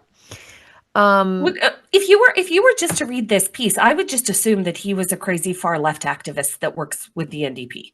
Well, he started off at the Manning Center. He started off at the Manning Center as a student intern. He used to be against bike lanes, if I recall correctly. Now he's against our provincial government's angst about wasting precious transportation corridors on bike lanes. He wants to lower speed limits. If he were given $100 million to spend on Calgary tomorrow, he said, I would launch a social sector surge by partnering with nonprofits, governments, and donors to stretch every dollar. And he highlighted his years of support for the Pride community, citing the challenges facing the gender and sexually diverse community here. He also discussed his pandemic lockdown stance, advocating for masking and saying he required his team to do so. So that's why, anyway, that's why if you ask me who would be my favorite in Calgary, I couldn't tell you who it would be, but I know it wouldn't be Farkas. Right. Yeah, I've heard enough about him already. If I say to a politician, if I gave you $100 million to spend on Calgary, your answer should be, I will use it to reduce the taxes of I will people. refund the taxpayers. It's not like I'll just I'll go on a spending spree. I would use it to give, even if it is a pittance, back to the taxpayer. That's what I would do. Looking at the latest stats, Farkas is we've got 19 out of 380 voting opportunities. I think that's what they call polls in municipal. Farkas 3,119, followed by Sonia Sharp 2,679. And to your point earlier, Sheila, Jeff Davidson in at 1,000, just over almost 1,100 votes. So yeah. I just wanted to point that out. In good news, my phone's blowing up because the Blue Jays baseball team is going to the World Series. Oh, please give us the update for everyone that's been waiting. I don't know how much they won by, but they are the American League East champs. So there's celebratory pictures and stuff all over the place. And Franco Terrazzano is a big baseball guy. He is. And he's blowing up the phone right now. Yeah. Yes. Hey, he almost went pro, and he is in the movie Interstellar. With that, that Matthew McConaughey woo-woo movie. Is he really? Yeah. In the beginning where it's showing everybody, this is how I introduce him to people. I don't care that he's a federal director or he's got an economics degree and stuff. He was in Interstellar. The opening scene where they're all playing baseball, in that kind of field where everything's all dusty. Yeah. He's shortstop. His hair is all tucked under his hat. Like a shortstop. Yeah, that makes perfect sense. Totally. I also found out he plays rugby, and I was like, oh, I will talk to you all day about that. Yeah, he plays the hook. A lot of rugby. I don't know what that means, the hook, but he does it well. He locks everybody in. He's the sort of the center center is a different position, but if you're looking at the scrum, he's the guy in the middle, and he's locking everybody. Okay, well, that makes everybody sense. That tracks, as the kids say. I just wanted to share some happy news for people. Oh, well, that's a delight. Very good. All right. Maybe let's go to some chats while we do our best to kill some time. Trying to find some numbers, yeah. We've got a few chats, and then I will touch on the thing that for the younger people who are not so long in the Bluetooth as me, I could just walk you down memory lane about Raheem Jaffer and Raheem the Dream. Raheem the Dream. He was the last conservative in the NDP riding in Edmonton, and that is saying something. He was able to hold what Rachel Notley's riding encompasses provincially, White Avenue, University of Edmonton, really eclectic lefty loony. It's now, I think, held by, is it Heather McPherson has that one? I can't remember. Anyways, he held that as a conservative. He won that. He was a small businessman there and really popular, young, very young at the time, and really well liked. Then he married a lady with some troubles. He was with the Reform Party, actually, at the time. Yeah. Well, I say small C conservative. Yeah. So way back in the day. Yeah. He predates the Canadian Alliance. And correct me if I'm wrong, I believe he was the first Muslim member of parliament ever. Yeah. So a stern racist. Fact. Yeah. Fun trivia fact. The first ever Muslim member of parliament elected under the Reform Party. Right. So immigrant from Uganda also. Yes. And so I remember him being I was a very young staffer, and he was a very young MP, and he came in that same wave. I would say late 90s, early 2000s. And so, he was a very popular member of parliament because he was, and I would say this of any party, like Jack Layton, super easy to talk to, super friendly person. Dominic LeBlanc, super easy to talk to, super friendly person. Raheem Jaffer is that type of person. Back when he was an MP, he was super easy to talk to. people liked getting along with him. He was really funny on committee.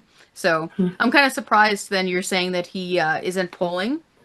No, he's okay. No, not well. I mean, like I said to like I said to Lauren, he sort of was a late comer to it, and you need a long runway because you're running against a bunch of incumbents of City Hall lifers, and there's an entire generation of people who don't know who Raheem Jaffer is and what he was able to do in the leftiest of lefty ridings in Edmonton, which is already a lefty place.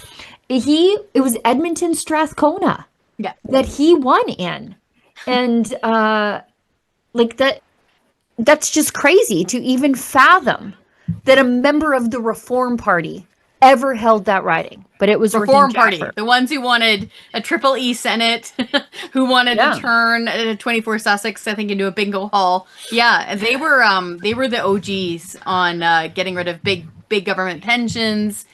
Reform Party was born right around the same time that the Taxpayers Federation was born. Yep.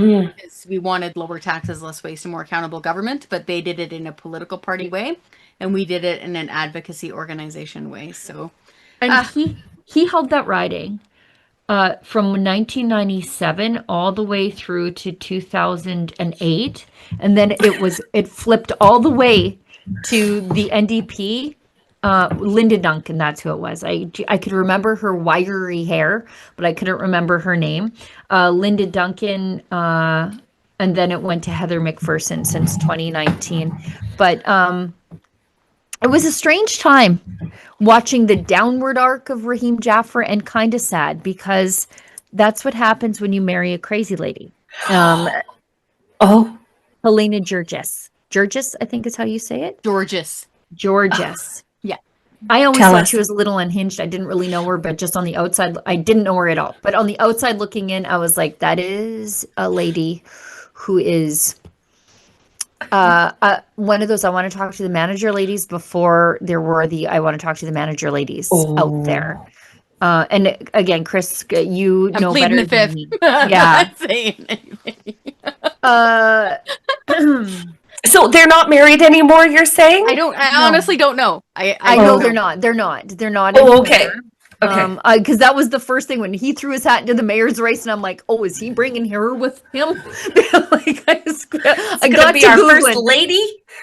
I got to Googling article from 2011. So like I said, it's a long time ago. CBC News has learned that the serious allegations Prime Minister Stephen Harper referred to last year in connection with former Conservative MP Helena Georgis included unsubstantiated claims of fraud, extortion, and involvement with prostitutes. But a letter written by it was just a crazy time. I don't know how much is true about anything or anyone, and I know Chris is putting her head down, but I just wanted to talk about it because we're just talking. I'm just reading the news.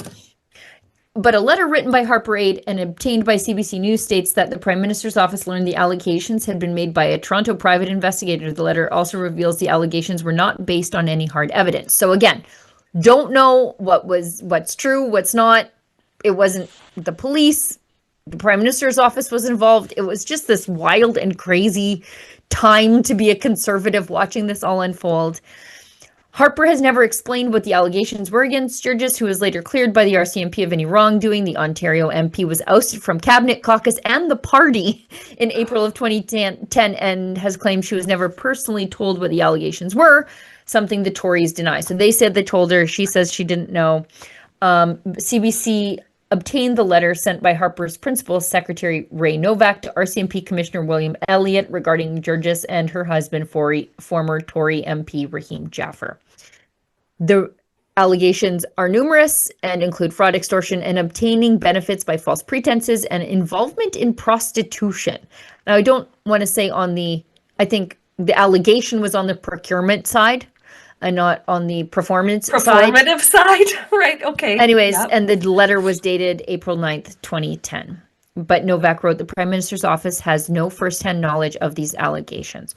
So anyway, I don't know what was true. I don't think what was not true. I don't think anybody ever really on the outside, just like on the outside looking in, I don't think anybody ever really knew what was true and what wasn't, but it was a crazy time to be a conservative political watcher back then. I'm not kidding when I say the phrase busty hooker was bantied around in 2011 and 2010 like it was nothing in relation to these two. It was constant. Booking talk radio back in the day was really easy. It just was.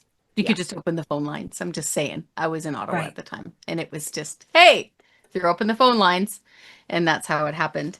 Can I do a quick update on this stat? Please do. Yeah, let's change. I just wanted to, I know that talking about that makes people who were around at that time uncomfortable, but it's just something about Raheem Jaffer. I was just working on Parliament Hill at the time. It was completely fine. I don't know what you're talking about. I'm sure like the tension, you feel the tension again, Stell, but I just don't know how we can talk about Raheem Jaffer running for mayor now without just going on a little trip down memory lane. Quickly touching on that. Yeah.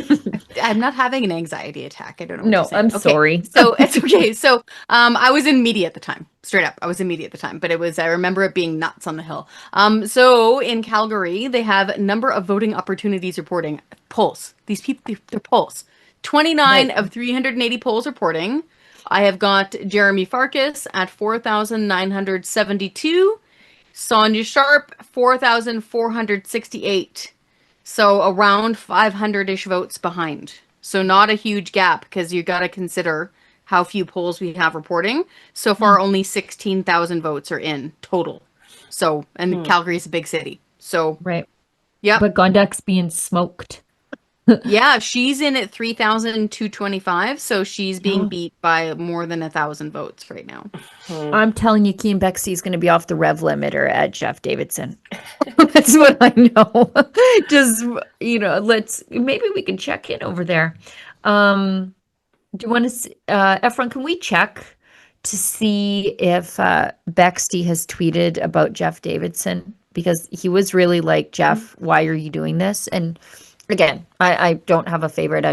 I see it now playing out in the vote count. Let's hit a couple of chats and then we can talk about some other stuff that sort of happened around the ballot box today. Okay. P. Schofield 10 gives us $5. I thought politicians around here spent money on dopey stuff, but 1-855 Bo Blow takes the cake.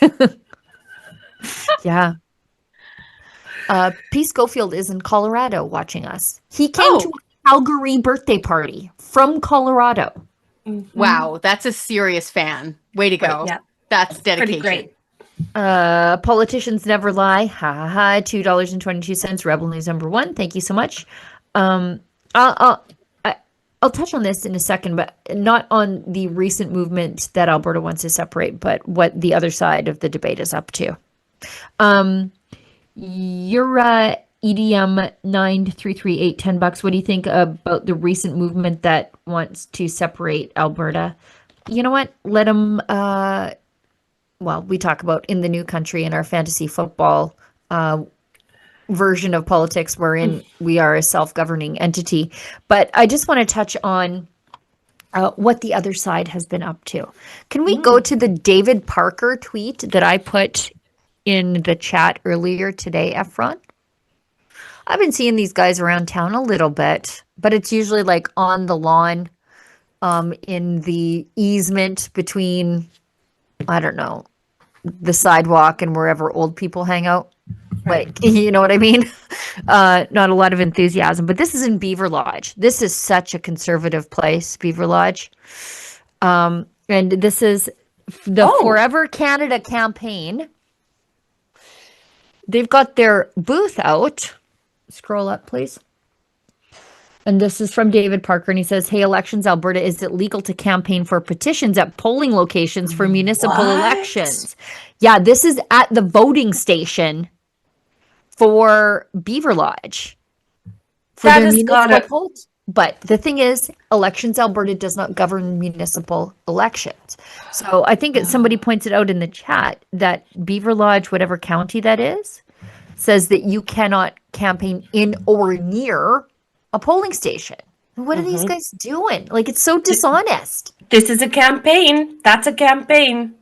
They have a bus. They have flyers, they have pamphlets, and they're collecting names. That's a campaign. They were Yeah. across the street in Lethbridge. Ugh. Yeah, like across the street. I saw their little thingy set up there. Just in case people are wondering, I have been trying to check the Edmonton Updating results. There's nothing there. So. Yeah, I'm looking at the corner of my eye and it's not updating at all.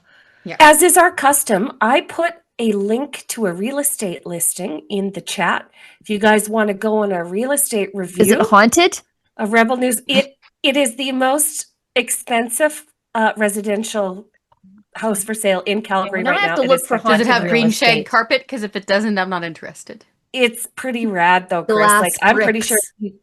Does I'm it have pretty glass sure- bricks in the Ooh. entranceway You with just wrought got- look at iron? it. Oh, Oh, hot dang! Look at this. Look at this This beautiful looks thing. like Drake's house. Remember when we went? David Menzies took us to Drake's house, and then I got You car guys- sick and I had to puke on the highway. I've never heard You this guys- story. This house That's looks, the whole story. This looks like the guest suite on Drake's Street on Bridle Path in Toronto. This is what the houses look like. But this is the most expensive residential real estate listing in Calgary right now. It is spectacular. Look at that staircase. Look at that kitchen. You guys, I'm all about the big, bold patterns and great wallpaper. And Yes. this entire place just makes me woozy with want. Oh, there was just a great big noise outside. Is it Diwali? Might be Diwali is. because there's fireworks going on Yes. outside my window. It frightened me. Yeah, look at Shubaloy this. was posting about it. Oh, look at that Okay, velvety look. thing. Hey, go back one, Efren. I need the will you? velvet teal. Hey, There. look at this double eat-in dining nook with the upholstered walls, with the velvet walls. Like, please, I want this in my house. Replica, keep going, Efren. Thank you. I'd just be petting the wall. For the low bargain basement price of just under $14 million, this property could be yours. We could buy two. That's on look at sale. this. This is the library.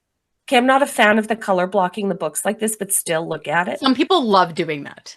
Right? Like I every- need it by genre. Like I need it to kind of associate. I have myself. nothing like that. I have just things that I pack into my house. And There's then your shag. There's your shag, Chris. There it is. Okay, Look at that's it's a purple. nice fuchsia. Okay, I'm Mhm. okay with that. Yeah. hmm It's a Wow. beautiful property. I mean, look at that tub. I couldn't bath in it myself without It would take me a blinds. long time to clean this house. That's my thing. I'm like, I like living in a small cabin in the middle of nowhere because I can just literally, as Lise taught me, you can just open the patio doors. Yes. And I have a wraparound deck because it's like a ranch style. Mm. And you just leaf blower everything out of the house. Hey, have you guys started to? Aren't you have you smart? gotten, guys? The vacuum. Listen, I just want nothing to do with the Dyson man for the rest of my life. Okay, this is a guy that gets on the TV and says, "I've spent my life dedicated to studying sucking." When really the power is in the blowing. Okay, everybody needs a variable speed leaf blower for their house. You will never vacuum again. It dusts and vacuums. It will send your kids' toys out. Okay, out the door if they don't pick them up. If it blows, it goes. That's the rule in our house. And you can do your entire house like this for like 4.5 minutes. I'm telling you, it's a life hack everybody needs to know. Chris, you're welcome. You're Thanks. welcome. I was going to if it- recommend this book by Mikhail Gorbachev earlier, but yeah, leaf blower's good too. Also, you need a Baba Yaga in your house at all times. I have one in here. I found it at a garage sale. No house is complete without a Baba Yaga and some polka records. How big is the Baba Yaga? I'll get it for you. Hang on. Thank you. So for folks who don't know, Baba Yaga is this kind of, I guess, what would you say, enchantress? Witch? Sorceress? Anyway, it's got chicken feet. Oh, Hang on. show me Do you- this. This Are is we my Baba showing each- Yaga. Oh, See, this is why she's- I don't have a house like that because I decorate it with scary things like this. And like this stuff, this on my walls, this is like, well, my whole house is like this. Like, I look at that stuff and I'm like, that's great, but where's the character? Okay, see, I was waiting for Scary the witch Baba that Yaga lives- from folklore with like the chicken feet in the house up in the This woods. is her before, like when she's a regular lady. Oh, This okay. is you hide her. Oh. See, she's got her little bindle of children here. But yeah, these are scary things in my house or like funny cultural artifacts. I've got an entire shelf in my studio of matryoshkas. I love it. over there's all my Rebbies, my wrestling stuff, Ghostbuster stuff on that shelf. Yeah, I look at those houses and I'm like, those are very carefully curated, but I don't know anything about the people who live there. Where would I put my Fisher Price collection? Exactly. Chris, do you have a Fisher Price? I have an extensive Fisher Price collection. Do you have a oh, stop. Oh, I love this. So Show and much. tell time, guys. Well, we're waiting for results, people. Right. Yep. Don't mind the rest of the mess. Oh, Chris. Yeah. Sims. It's basically all of them. I'm not really missing stuff. Like I even got that one there, the yellow with the green. That's the car ferry. You have it's a pleasure craft. Look at it. Next to it is car the pleasure ferry. craft. Yeah, that's the car ferry. That's to the car ostrich ferry, farm. like the Staten Island car ferry. I've got basically all of them. I even have like the castle with the dragon. I'm dying. Like I love this so much. So when people wonder what that flashing light is when I forget to turn it off, and I'm sorry, that's from my Fisher Price collection display light. Right. That is, yeah. Anyway, I wanted to share that with everyone. I'm so glad you did.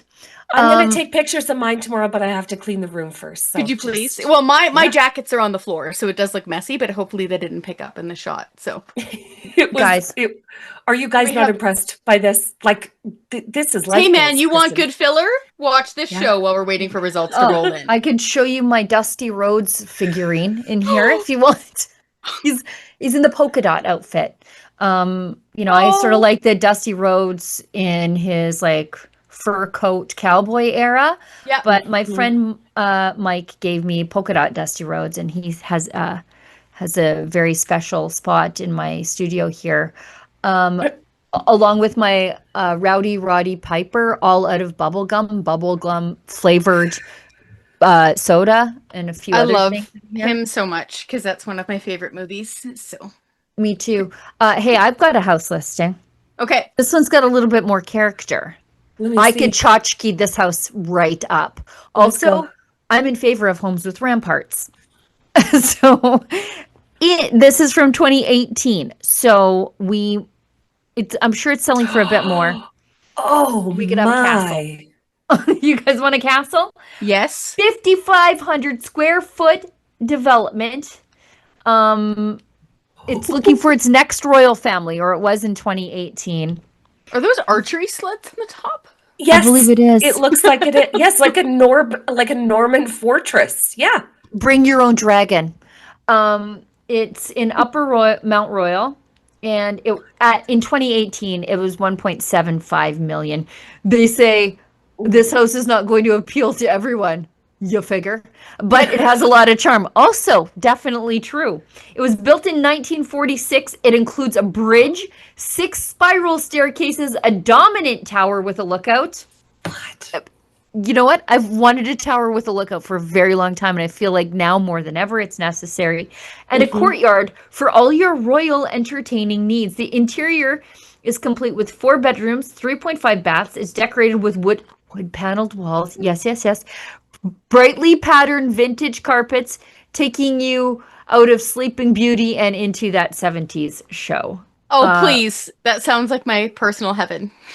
Scroll down. There's a gallery of it. Poor Efron. Efron, if you scroll down, there's a 10 photo gallery of it. Let's go through. Okay. Oh, the oak trim. They paid extra for that oak trim. They did. Style. And the wood, like the oak or whatever. The oak. Yep. You know there's a sauna in there. It's in there somewhere. For sure. Oh, the carpet patterns. Look at this. That's brown shag. That is rare. Yeah. And also burgundy drapes. Like marbled shag, Chris. Not like there's 3-tone in there. Get out of there. You would feel like you were swimming, walking on it. Look, you'd have to have a little sun kitchen is a kitchen of its time. This is the sunshine ceiling. Yes. It was like from 1982 to 1984. That's what everybody got. Yep. Look at it. That is a library. Yes. With the spiral staircase. With like that red burgundy. That is something. And I love their commitment to not upgrading the property. Me too. Like keeping everything as nice as possible in the time that it was installed. Oh, that is a dream library. Oh my goodness. That's rad. I don't got It is nothing rad. bad to say about that. Nope. Look at That is rad. You know who would love this house? Robbie. Robbie Picard? Can we call him? Sure. He Just bring him on. 100%. There's like a little dance floor there, you guys. A little billiards situation with a. It is like this. this is like an actual like cigar lounge inside your house. This is a rumpus room. Okay, this is what they I meant love- when they were talking about. I think my rumpuses. husband just left. He's driving up there to see if he can just get it off this person. Oh my goodness. Just make a cash offer. Listen, my wife said we need a turret. Oh, he's the king. He's team turret. Like I'm just helping him. Oh my goodness, this is wonderful. That house It's is pretty rad. Oh, next time we're in Calgary, we should all just drive past it and have a little looky-loo at it. I Like just we need did to at know that Drake's it's house. there. Like we did Yeah. at Drake's house. And there's really no story to our visit to the Bridle Path in Toronto, other than David Menzies was like, hey, before you girls catch your flight home, do you want to go see Drake's house? And I was like, who's Drake? And Lise said yes. So I Yes. was like, okay. And then Sheila I got said in- yes. Drake who? I don't know. They're like, he was on was like- Degrassi. And I was like, Mail no, back. the first Wheelchair Degrassi was Jimmy like, on Degrassi is a rapper now, Sheila. Except Very I don't- popular. except my Degrassi knowledge goes back a little further with like To Spike And Wheels. Snake Yeah, and come on. Wheels. Yeah. Zoe Jeremiah? Zit Right, Remedy Zit was the band. Okay. And so when they're like, oh, he was on Degrassi, I was like, who was he? Joey? And I'm like, no. So There was anyway, another Degrassi? there was there was. Oh. There was like there was the one that we knew, and then there was a reboot. Oh. I didn't know. And Drake was part of the reboot. Oh, which I is didn't. why Sheila didn't I know. was like, Oh, I here he what's is. the Drake? And then David Menzies took us past his house. Look at him. Oh, Oh. my God. And how did he Oh. become a rapper? Is that actually And- Drake? Like I'm not Yes. joking. Like I don't That's know. Drake. Oh, That is that's Drake. Look at the cute. decorative pomegranates. I didn't Look know at the that. glass block. This was in the 80s because that glass block was popular for 90s, early 90s. Yeah. late 80s, early 90s. Yeah, somewhere in there. Yeah. I'm saying 92. That's where Okay. I'm landing there. With the extra purple. Yeah, that's Drake. yeah. I did that's not the know Drake. that Drake was on Degrassi. That's really cute. Oh, I had no for idea. folks who want to oh, we got more results. Perfect. Can I read them out loud? I would Please. love that. Okay. So 48 polls of 380 reporting for Calgary Mayor. We have currently got Jeremy Farkas in the lead with 9,291. Close behind him is Sonia Sharp, 8,543. Coming in third right now is Jody Gondek with 6,555. And Jeff Davidson is pulling in about 3,700 votes. Is where That I've seems got it. about right. Yep. And Edmonton hasn't started counting. I can't see. Yeah, for some reason, like Calgary's already got 32,000 votes counted, and they're doing a hand count, but I don't see any for Edmonton yet, and I don't know why. So Yep. And I Slow counters, maybe. yeah. Well, maybe and- they and- want to do it all at once and then just report. I'm not sure. And I see, predictably, my old friend Kian, and I say that lovingly. I knew he would be mad at Jeff Davidson. And he What does he did say? tweet, shocked to nobody, Jeff Davidson's campaign has ended in failure. He has lost his bid for Calgary mayor. Many conservatives were lied to by his campaign that they were viable. He was not. He also wasn't a conservative. Now, I don't know if he was or wasn't, but I know that there was a lot of hope that those votes would coalesce around Sonia Sharp so that they would shut out Farkas, but that doesn't appear to be the case. I mean, based on what I heard about Farkas on that Reddit AMA, it feels like a continuation of Gondek, who is actually a continuation of Nenshi. Just to wrap up the story about the trip to Drake's house, I get carsick. Sorry. And I get carsick, and David drove as slowly as he could, but through the bridle path, but there are a lot of speed bumps there, and it made me nauseous. And then the stop and go traffic in Toronto also made me nauseous, and we had to pull over. But I didn't throw up, but it was real close. Really The close. whole afternoon, it was real close. She was trying to just hold it together for I was our like, I'm driving fine. tour of Toronto. Yeah. We like, I'm fine. We went for special sandwiches. What were those sandwiches we had? It was just the best afternoon. David Menzies as our tour guide in Toronto was just the best afternoon. Oh yeah. Even though Sheila was violently ill, kind of. Yeah. Yeah. We also went for mulled wine at a Christmas market, as is our custom. And Yeah. one time we did that, and it was at the end of the day, so we got all the wine that was distilled down, and it was like syrup. Oh And my then we were gosh. questioning what we had done to ourselves. We're like, is this just straight booze? And Yo, no, sugar? that would be No, so heavy. Like, it was terrible.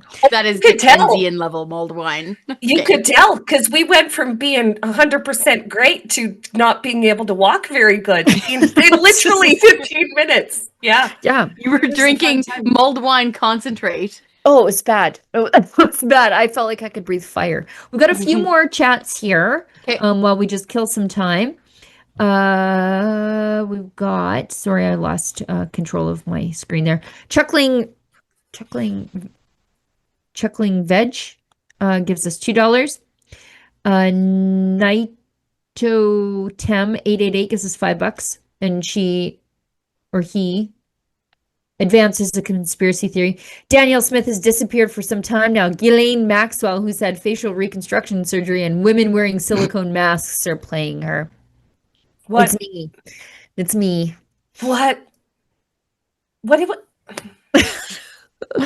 know. Okay. I'll take the $5. Thank you. Okay. We've got one here from public enemy number 1. Little Miss House Arrest. Tamara Leach herself. Hey, honey, is she watching? She's watching. She's watching. She gives us Hi, babe. $13.99 and says, Stockwell is a champion of common sense. Respect. Yeah, he's lovely. Yeah. Agreed. Yeah, I remember when he first became leader of the Canadian Alliance, and that's when I moved out to Ottawa. I was a kid. I was like 22 or 23 years old, and my girlfriend was working for him in the OLO. Yeah, I remember back in the day. I also remember that watching how he was treated by the media over his Christian views was like my first real experience with like that they hate Christians. Like they openly hate them. Like showing up to his press conferences carrying dinosaurs to mock him. I just remember how that was my first like, oh wait, they don't like us. Like I just never even thought that they didn't like us. It had never occurred to me. Maybe perhaps I was in a very rural Alberta bubble, but I was like, oh, the media, they don't like us. They hate us. And it was just so open. And now looking back, I can't even imagine them doing that to a Muslim or somebody else other than a Christian over their worldview. I remember that happening. And I remember it also being this sense of what, again, because Preston was no longer leader of the then Reform, and then it turned into the Canadian Alliance Party. And the thinking I remember, because I was a journalist on the Hill at the time, was that, oh, this time it'll be different. Stockwell Day, really well liked in Alberta. I believe he was Treasury Board president, most recently provincially in Alberta at the time. And then it was this sudden, to your point, Sheila, the sudden surprise of, wait a minute, the press gallery's treating this next guy the same way again. And because Preston Manning got a lot of poor treatment, I would say, from the Eastern media, a lot about his appearance, his glasses, nothing to do with the fact that he wanted to reform spending and have more democracy, to have referenda and recall legislation, all sorts of great stuff, lower taxes. He was railing against the GST, all the great things that we were happy to hear Preston Manning say. And all they were focused on was the fact that he was, you know, from rural Alberta, and that he talked with a high pitch, and you know his suits didn't necessarily match. I remember distinctly how early Reform MPs and early Canadian Alliance MPs were being treated at the time, because I was from rural Western Canada, and to me that was normal. And then I flew to Ottawa around the same time, and I remember having this big culture shock. And again, it didn't materialize in the reforms that a lot of people wanted. Prime Minister Stephen Harper, to his credit, I think he lost out on like $1 million of pension by his own choice. He refused it, which is astonishing for a human being to do. So credit where it's due. It eventually happened, but we had to wait a long time for that to happen. We've got Alex Greer gives us 279, says Parkinson's law has been confirmed. What's Parkinson's law? Parkinson's law is the work expands to fill the time required, right? Right. And so if you give someone 8 hours to do a job, the job will take 8 hours. Even though it can be done in 2, even though it can be done in 1. If you give them 8 hours, it is the natural inclination of the human to drag it out. In that time. Yeah. I have guess never that's what heard we're that. I doing. know Murphy's Parkinson's law. law. I know Occam's razor. I did not Parkinson's law. We should change that to something Okay. else. Just out of the Parkinson's law is the adage that work expands to fill the time available for its completion, coined by Cyril Northcote Parkinson. In a 1955 essay, it suggested if you have a week to complete a task, it takes the entire week. Even it could be done in a day. This is often seen when tasks are given a distant deadline, leading to procrastination and inefficiencies. The core idea is that work is not a fixed quantity. Rather, the time you have for a task is what determines how long it takes. Fair enough. Attacked. Do you know what? Definitely. Definitely. That tracks. I'm still hitting refresh on this mayor's thing, folks, just in case you're wondering, and I'm not seeing anything new for Calgary. And Edmonton is just, I don't know. They don't count in Edmonton. Nissa Francis 9997 has become a partial premium member. So thank you so much. You get access to special exclusive content and fun little emojis. And we can do the work that we do here, although this definitely doesn't feel like work, without your support.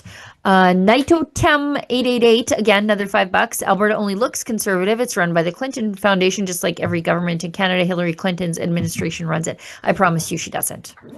I promise you that I haven't seen a whiff of all the old poltergeist of Chappaqua around these parts. I'll tell you that much. That's not to say that there aren't people who like big global carbon taxes and stupid stuff like that, but it doesn't come from that organization that I've seen. Oh, we have new numbers. Okay, let's hear them. Okay, we've got 57 of 380 polls reporting in the Calgary mayor run so far. Again, we still have Jeremy Farkas out in the lead, 11,658. Sonia Sharp, 11,280. So she's about 400 behind there. And just Jeff Davidson, 4,932. Jody Gondek, the incumbent mayor, polling at 8,375. So she's in a solid third right now. But those Farkas and Sharp just neck and neck, really. Yeah. It could go either way. In a city of 1.5 million. Although they have 41,000 votes in so far. Yeah.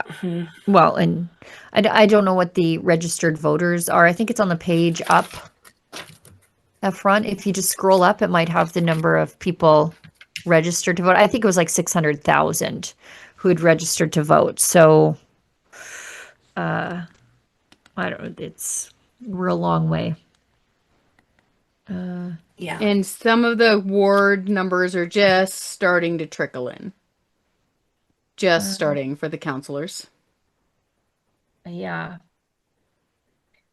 Yeah, they're just, and still not, like 0 in Edmonton. Medicine Hat has nothing right now. It's going to be a long wait, girls. You better believe it. We've got 3 of 69 polls for councillor for Ward 13. Dan McLean, Communities First Party, if applicable, it says. 1,416 votes. Elliot Weinstein going against him, 830. So almost double there. We've got actually some votes We got, Where? I don't know how many are coming back, but in Medicine Hat, Okay. just refreshed. Looks like Drew Barnes is second, and this is like early numbers, like 110 to 82 to 70 to 23 to 14. So Drew is behind Lindsay Clark, whom I know absolutely nothing about, but I know that Drew was a much loved MLA there. And hopefully he was able to use his political machinery. And again, this is just super early. He was always a staunch fighter against things like carbon taxes, big time into lower taxes, lots into accountability. Yep, I've spoken with him many times. Which is one of the reasons why he ended up as an independent, because he would even call out the United Conservatives when he thought they weren't being conservative enough, which is what you want. Absolutely. He said it was his job to keep the Conservatives conservative, even if it was from the outside. Oh, I feel that right to my cold hard heart. Hey, you got to hold them to accountable. It doesn't matter what color the jersey is, for sure. I don't have anything for Red Deer election results yet. Do we have anything yet? I can't see, Efron. All I have is the results from election results. Read the results from recent. Does municipal by-elections? I don't have anything. Yeah, I'm just curious how Haley's doing. Brave of her to run, regardless. We have a few more chats. Wild Freedom 7 gives us $5. Will the city swing the provincial vote away from the Conservatives, or are we safe for now? I think you're talking about in the next provincial election. I don't think so. Look how the Conservative vote is turning out in Calgary. We have 3 people who identified as, or at least were able to capitalize on the Conservative vote, and they're sending their progressive mayor packing. Now, they might get another progressive mayor, but that's because I think Conservative voters still remember Jeremy Farkas as a Conservative. But the Conservative vote is strong in Calgary now. It's divided, but it's strong. I'm feeling hopeful about what the cities will look like in the next election. I know nothing about Edmonton, even though I live fairly close to it. But there's a strong undecided vote, as we pointed out, feels like ages ago with Lauren Gunter. And I think that sort of showing up in Calgary. I'm curious how it will show up in Edmonton. Maybe we'll know by Christmas. I don't know. Here in Lethbridge, you just got a text from, there was a gentleman running for council, Mike Schmittler, who's apparently watching the live stream. Thank you for watching. He heavy duty worked in concrete here locally, and he was at Aaron Gunn's documentary launch when it was Vancouver is Dying, when he did that expose. And I remember meeting him there, super friendly dude. He's asking, when are we hearing about councillor results in Lethbridge? I don't know. And I've been checking the Lethbridge website for election results. And I'm sorry, Mike, I can't see any rolling in there yet, unless Efron can refresh there and see something. But so far, I've just seen nothing. Yep. Last I saw, it could be Friday that we might have final results for mayor. So we might be waiting a little while, Mike. It's a long wait, Mike. It's a long wait, but everybody will at least be satisfied that the ballots are counted safely. We've got another chat here. Carrie 1682 gives us $5, and I don't know if this is true or not, but I know a lot of Conservatives voted for it. She says PP, so Pierre Poilievre voted for C4. That's the anti-conversion therapy law. A lot of Conservatives I thought would know better voted for that conversion therapy law.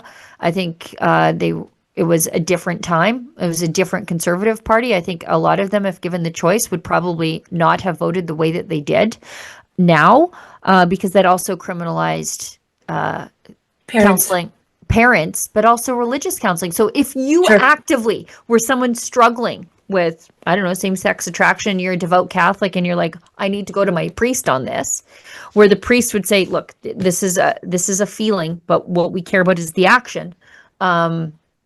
If you went to your priest for help about how to navigate that as a faithful Catholic, the priest is criminalized. So he can't even give pastoral advice to an active, faithful member of his church.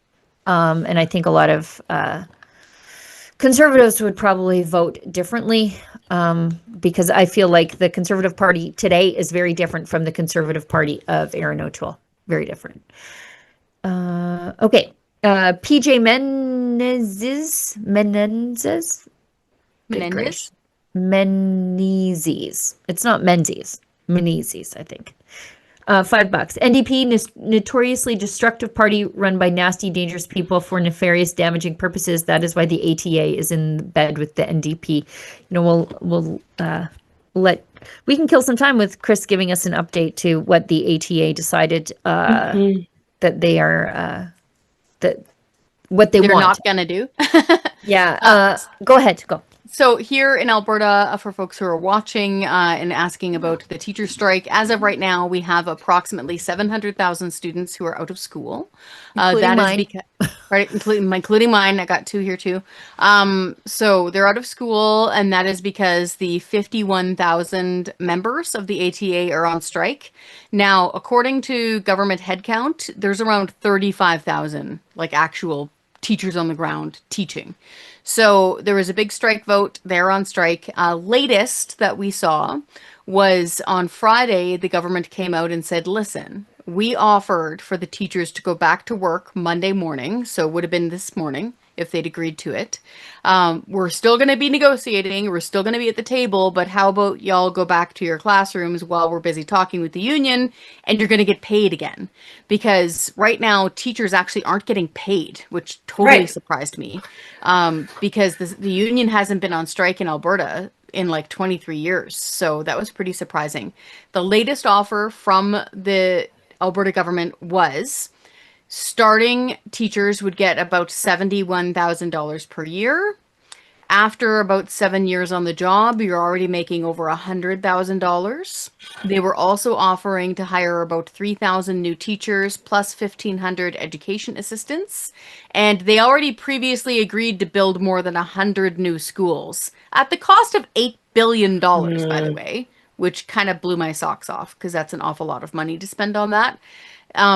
The issue that the teachers I've heard from had was that apparently they weren't asked by their union if they wanted to go back on Monday today and keep talking. The union apparently just rejected it out of hand. And so isn't that bad faith? Isn't that bad faith if that happened? I don't know, but I got a phone call from a great lady, a teacher who's been working in the system, I think she said 15 or 17 years. And she teaches English in grade 11 in Edmonton. And straight up sounds like she's got a pretty full class. Like her final class of the day is like 37 kids, and half of them are English as a second language. Sure. So yeah, some sledding there happening. And she phoned to say, you know what? I want us to keep talking to resolve things like classroom complexity, classroom size, but I don't think that a blanket cookie cutter class size thing will help because it's inefficient. And she frankly wanted to be working again. Because she said, as she put it, that she's got bills due November 1st. Like, who's paying her mortgage? And so she was quite frustrated that the union hadn't apparently consulted the rank and file frontline teachers. So that's the latest as of right now. The legislature is due to come back next Monday. And so I think things will start getting pretty jazzy this week. Because I don't know about you, Sheila, but here in Lethbridge, grade 12 kids were getting notices saying that their diploma programs are now optional. Yeah. Which I don't know what that'll do for university admissions if they're outside of Alberta. Like, that's the thing. It becomes problematic for kids that are going to be applying to universities that are outside of the province because they don't care. They don't care. UBC doesn't care that you were on the strike here. Your little internal politics over there on the other side of the Rockies. So that's what's making some people pretty nervous. Now, last I heard, you can still opt to write it. Yeah. So if you're without class and instruction for the last month. Yep. So that's where things are getting pretty heated. I was doing some work over the weekend because I can't help myself because I got a big data dump of school capacity, like every school type thing, capacities. and how many students are in each school. Now, the data is about a year and a half old, to be fair, but I was pretty surprised by how often I was finding, so same system, so Catholic or public, where they'd be like, oh, there's 47 too many kids in this school. Meanwhile, we need to build a new school or class caps or whatever. Meanwhile, like a 6-minute bus ride away, there's room for 100 kids. Right. And it's a K to 6, or it's a high school, and it's in the same system, in the same city. Isn't this the school board's job? Again, you pay attention to the school board. This is exactly the school board's issue, because then you hear people are like, I don't want my kid on the school bus. And I'm like, I'm putting mine on the bus at 7:11 in the morning. Like, you guys can ride the school bus for 10 extra minutes.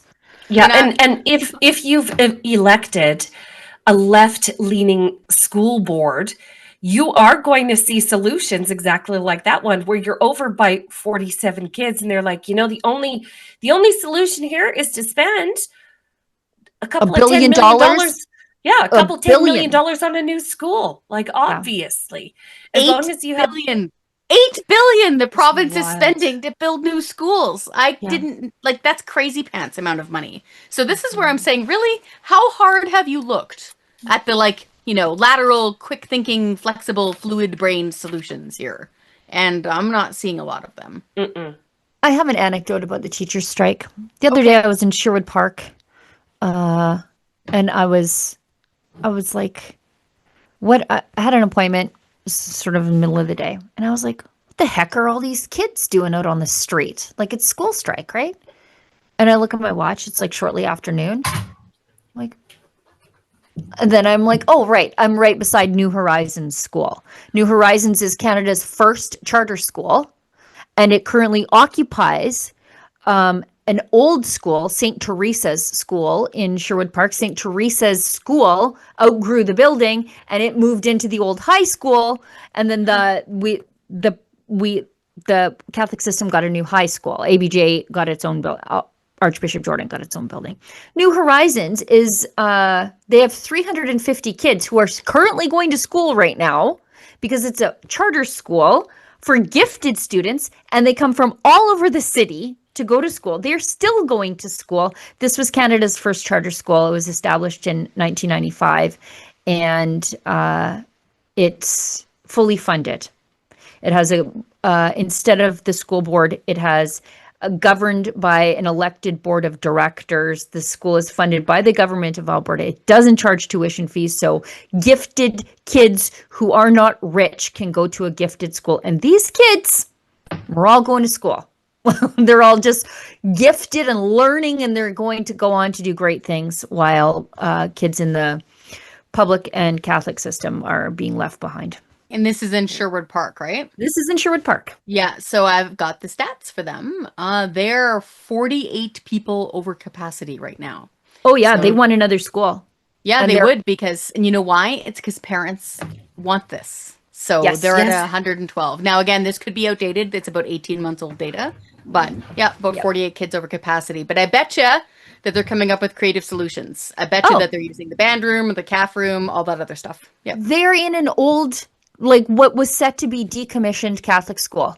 So they were just like, oh, St. Teresa's is empty. We are outgrowing our current location. We'll go into this. You can put a charter school if it's small enough in an old office space. Lord knows there's plenty of those in downtown Calgary, in retail space, until they figure stuff out. You could do it in a basement of a church if you wanted to. Get some portables in, and it takes pressure off the system. There are lots of empty spaces that aren't fit for the ATA, but it seems to be fit for our gifted learners who have a lineup of parents trying to get their kids into the school. I love that it's a creative solution, that it's using existing resources, that it saved taxpayers money, and that it gives parents a choice. These are all bang them out of the park stats here. We need more of them. Yeah.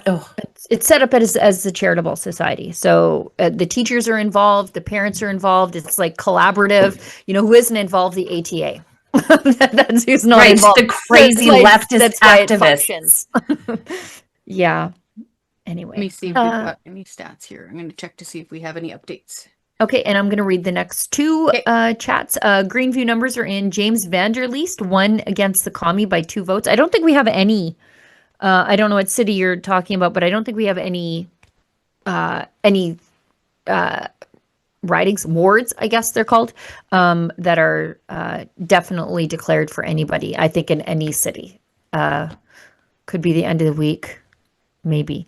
Politicians never lie gives us $5.01. Info on the candidates would be appreciated, por favor. Well, Chris is coming in with that, and if we have more numbers on who's winning what where, but we would love to tell you more.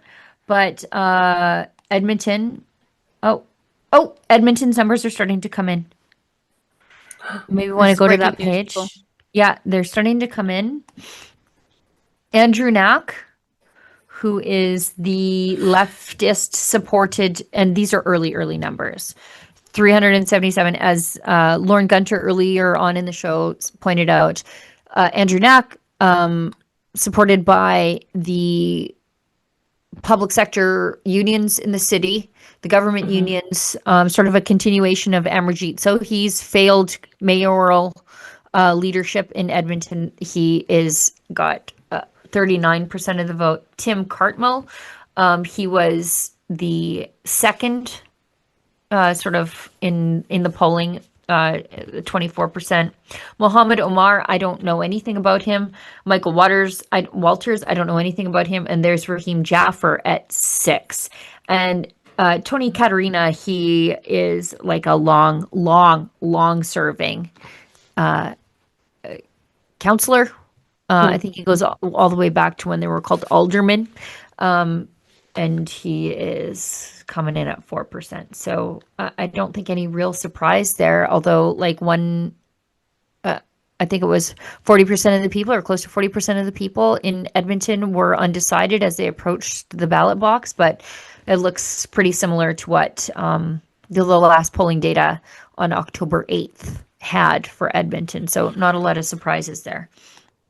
We've got some updated numbers here for Calgary. So we've got 97 of 380 polls reporting. We have got, again, Jeremy Farkas in the lead with 26,291.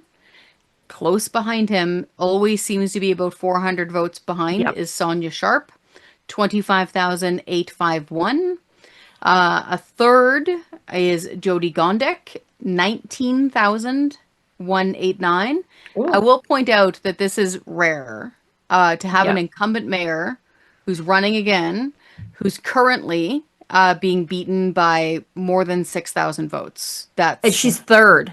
She's third. That's something significant. Especially in Calgary. It is. Jeff Davidson is pulling in at 4th. He's got 12,000 votes.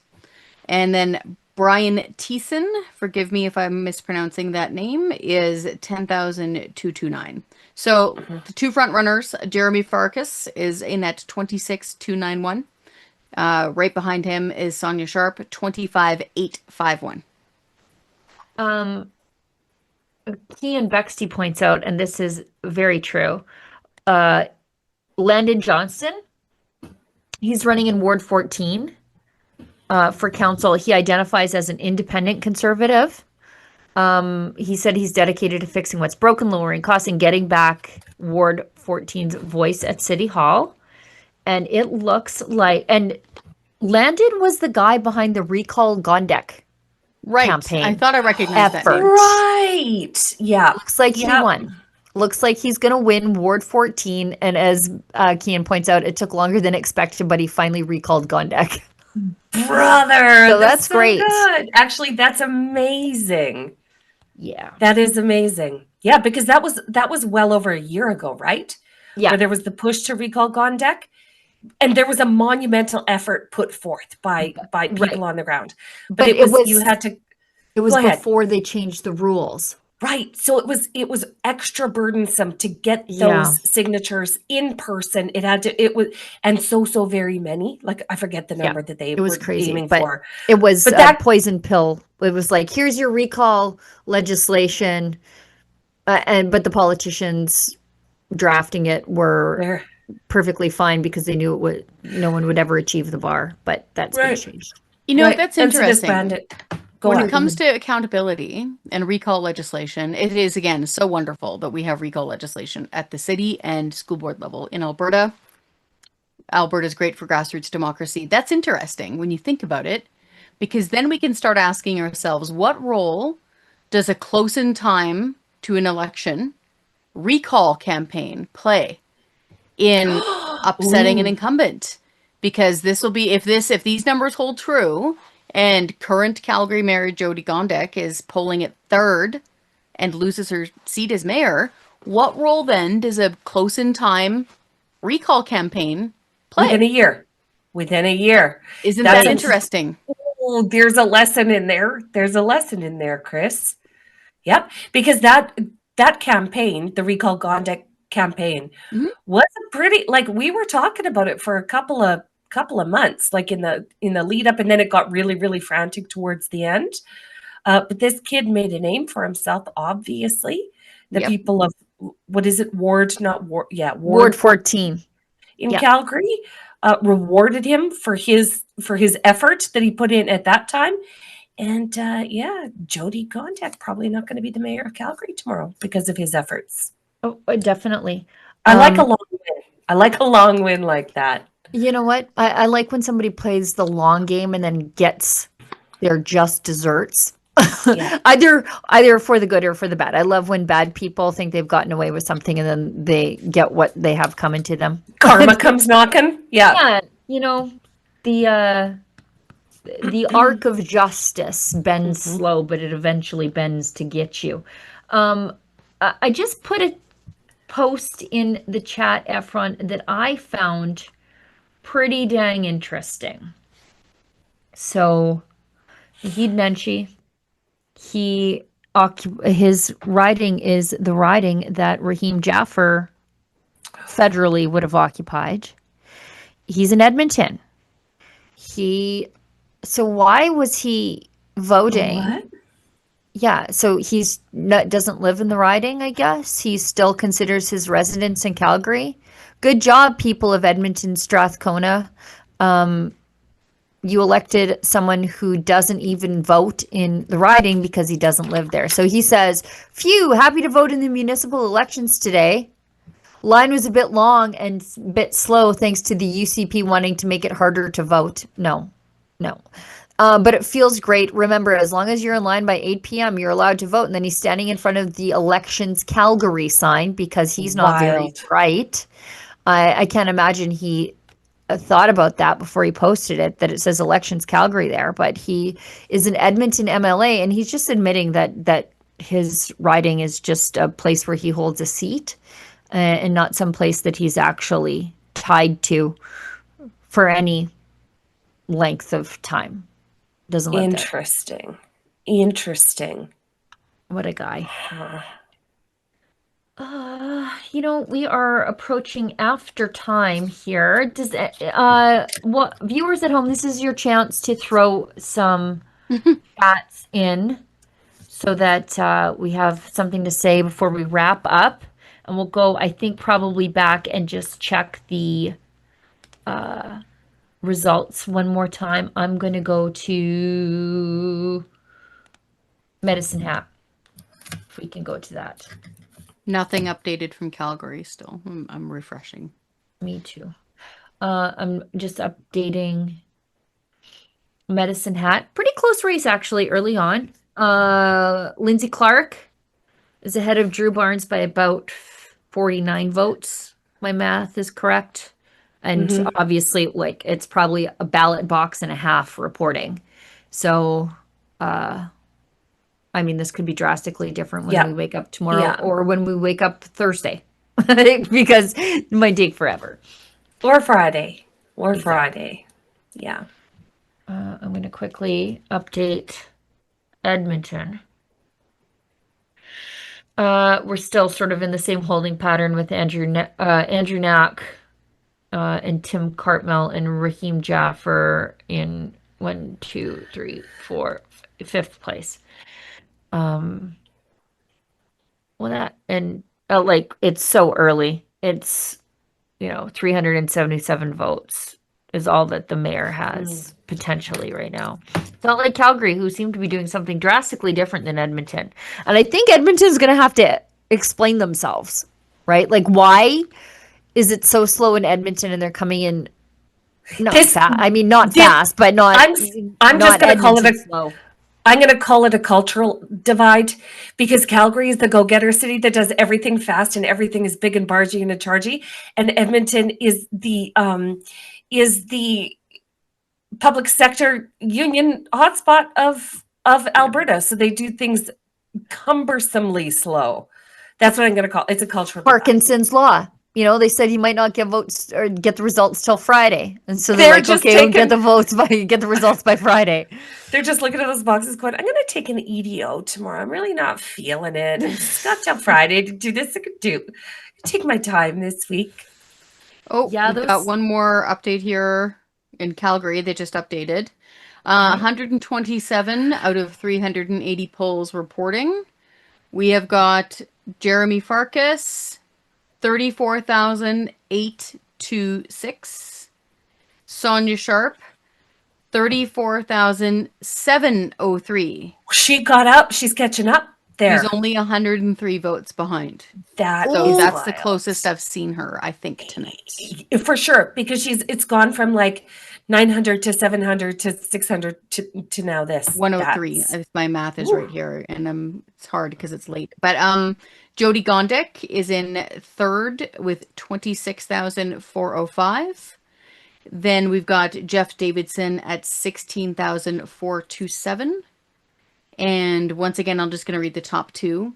Jeremy Farkas currently with 127 out of 380 polls reporting at 34,826, followed closely by Sonia Sharp, 34,703.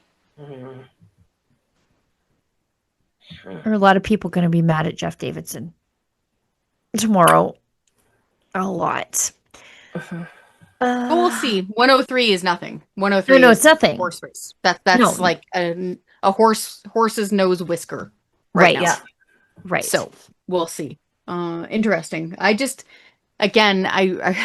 really hope that the taxpayers of places like Calgary and Edmonton get some relief, because all we've seen is an expansion of government, its role, its cost, and we've seen a decline in services. So I feel for the taxpayers of both those major cities. Yes.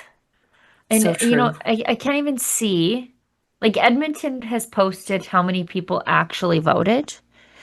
So I think voter turnout is really low. I think it might be lower than before. It's like, is that 30%? If we go to the Edmonton page, Efron, if we scroll up, it says estimated eligible electors, about 680,000. The number of eligible electors who voted is 200 and approximately 6,000. So voter turnout is 30%, which is, I think, down even from last time, which was like, I think 34, 36%, something like that. So abysmal turnout in Edmonton. Yeah. But serving up the same people over and over again will do that to the electorate. Again, I wish Raheem Jaffer had a little bit longer of a runway. More, if he had done more, like, would have helped. Yeah. Kissing babies, shaking hands, going to community events, making sure people know who he was. Spending a year pointing out how awful everything is in Edmonton, and pointing out that it was all these same faces on the mayor's list right now to vote that did this. Like, if he had done that for just a little bit longer, I think we would have seen something a little bit better. Maybe the official Conservatives could have deployed their machinery to help, but sadly, that is not the case. All right. Yeah. Okay. No updates there. So again, remarkable. While they're able to count like 30,000+ votes for some people in Calgary, at the same time that they've counted 377 votes in Edmonton. In Edmonton, culture difference. Sure, they're going to have to answer for that, I think. Yeah, Farkas, 34,826. That's something. 200 Did we read this update? So 200 votes separate the Gondek and Farkas, roughly, right? Am I reading that right? Sonia Sharp, you mean? Oh, yes. Sonia Sharp. I'm sorry. Farkas and Sharp are separated by just a little over 200 votes. I think it was 100 votes. 103. Oh, I'm sorry. Yeah, 100 votes. No, yeah, 123 looks like. Okay, look at me losing 20 people. I apologize to those 20 people. You're just as important to me as all my other children. Just a second. Edmonton buses. I'm just trying to find a thing. Blankets. Somebody was asking me how much we actually spent on bus blankets, and I think it was $60,000. Oh, they should have given us the bus blankets. Like, you know what I mean? That should have been in the contract. This was my point of like throw it in for free of why they're taking so long to count votes. Well, it's because they can give Lorne Gunter, $200 fine for running his dog with a frisbee, but you can't go downtown. I was afraid for my own safety going to City Hall at 11 in the morning. So, right, yes. That's wild. But Chris, while you were telling that story, I'm so happy that City Hall has to experience the real life consequences of their decisions, just exactly like that. But it would be nice if it were that, City Hall employees encountering that person, not you, a visitor to the City Hall.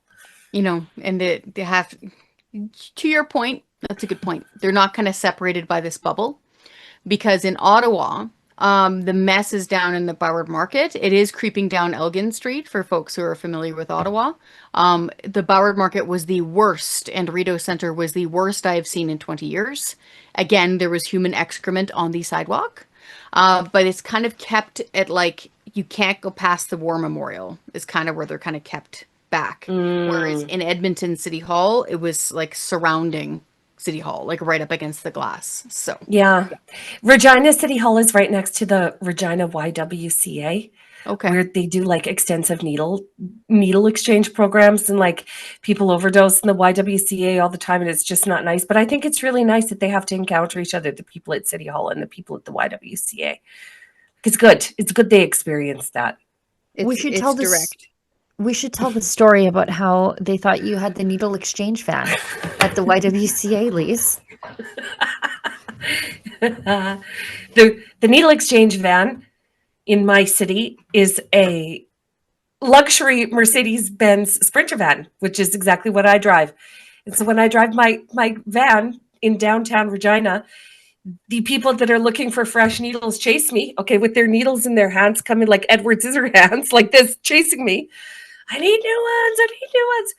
It's a wrong van. Stop it. Just stop it. Nope. Mistaken identity. When I was going to the YWCA with Lise drove myself and Kian Simone to the YWCA to drop off a petition against them having Faye Johnstone speak at the Faye Johnstone, Zach Johnstone, biological male, speak at the Women of Distinction Award as their keynote speaker. I went to drop off the petition, and Lise threw candy out the window at the people coming towards what they thought was the needle exchange van, but she had to distract them and threw and Lise drives the black version of this. So she rolls up and she says to Kian, just reach back there and can you hand me a bunch of suckers? And she has this box of suckers in the back seat. Free candy in a van that looks like this, right? Yeah. So he's like reluctantly gives her, like, he's confused, but he's like, here's a bunch of suckers. And all of a sudden people start shuffling towards the van. And she's like, hey, buddies. Throws the candy out. She's like, okay, you two go in the building. It's safe now. That's a municipal issue. You have to create candy.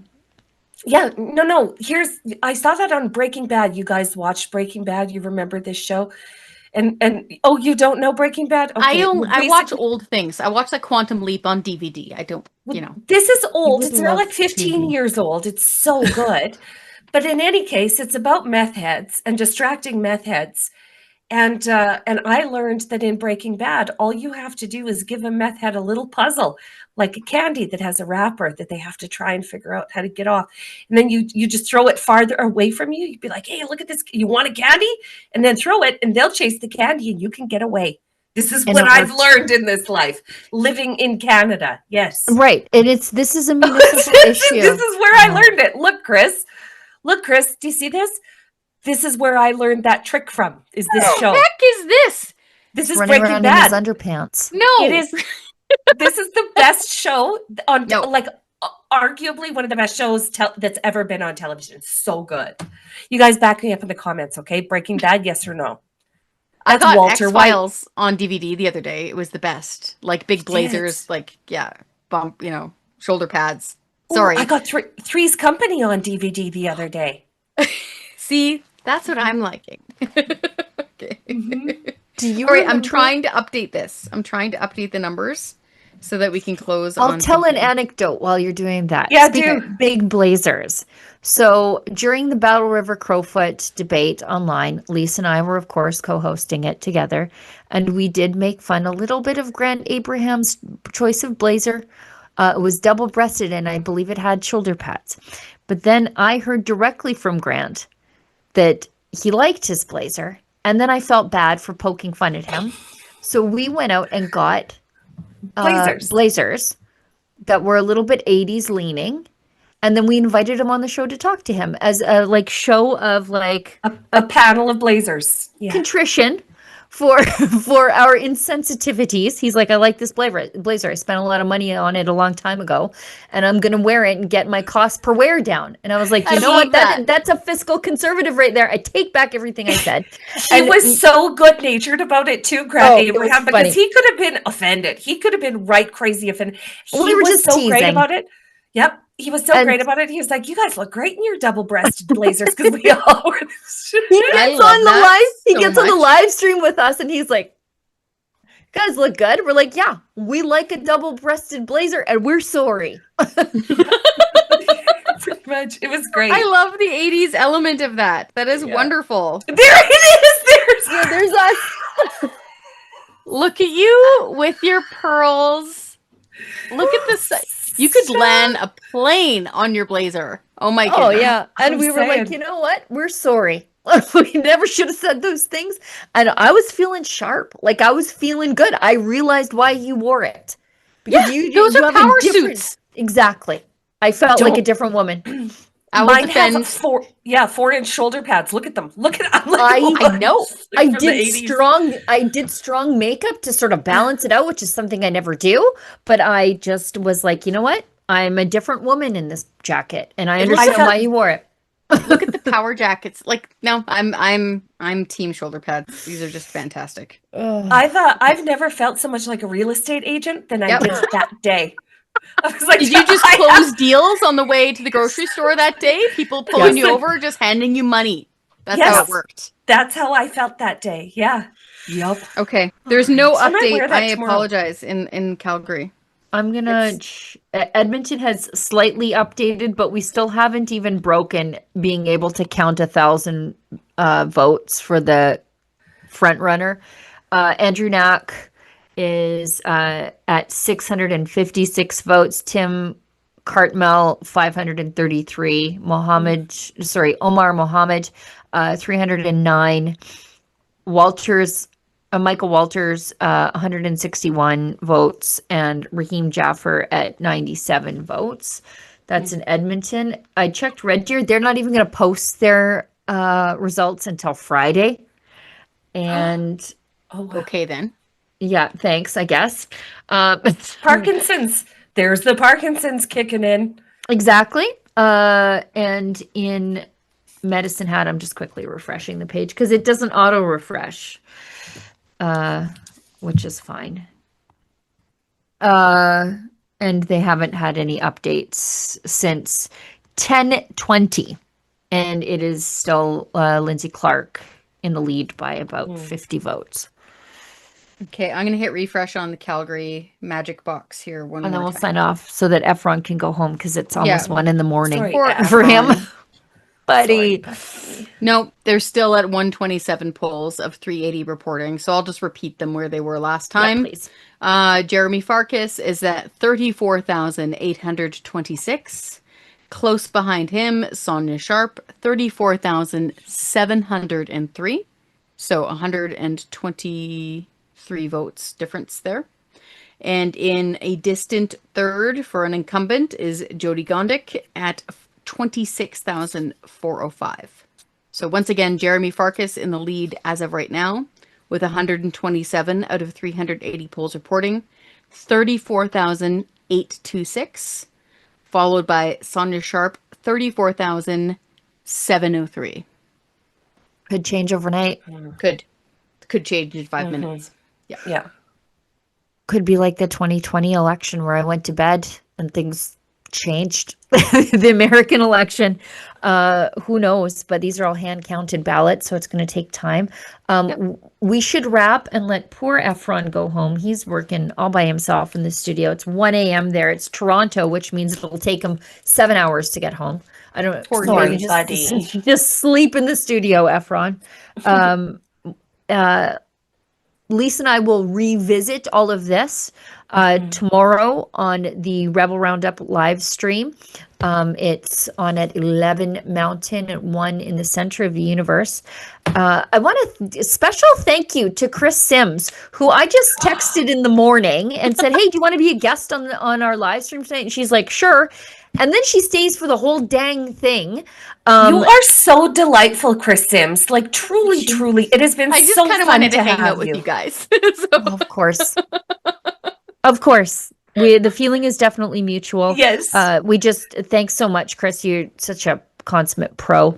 And really this municipal taxes are the taxes that mug you first. And they just, imagine like going up 6% a year, 7% a year. Imagine if your income tax went up at the rate that your property tax went up at. You would be revolting. But apparently we just consider it a thing we have to deal with at the municipal level, and it does not have to be that way. Nope. Anyways, Chris, I appreciate your advocacy for the taxpayer and breaking down so many complex issues, from the school strike to the amount of money that we waste on electric buses. You're just a wealth of knowledge. Thank you so much. Thank you for being a trooper. We had you like for over 3 hours, so really appreciate you. Lise, thank you as always. My partner in not crime, but fun times in real life, but also on the live stream. I'll talk to you tomorrow. Thank you also for being such a trooper. Likewise with Lisa, I was like, hey, buddy, live stream tonight on Alberta municipal politics. You're like, heck yeah, love to. Thank you. Efron, buddy, thank you so much for the hard work that you do. You just a real trooper. Get home safe, buddy. Thanks to everybody who pitched in a little bit to keep the lights on here at Rebel News. We couldn't do it without you because media should not be paid by the taxpayer. And full stop, period. So we rely on you. Thank you so much. And those of you who need a more affordable price point, let me give you something that you can do for free. Share the stream, engage with the stream. It helps us get around the algorithms. The more that our content is engaged with, the more the algorithms serve it up to other people. So that's a thing that you can do to help us if helping us financially is not at your price point. We appreciate you for that too. Let's say goodnight. Thanks to our guests tonight too, Lauren Gunter and Stockwell Day. Fun talking to those guys. And we'll see you guys all tomorrow. And as I've been saying, if you find us offensive, maybe don't find us at all. Bye.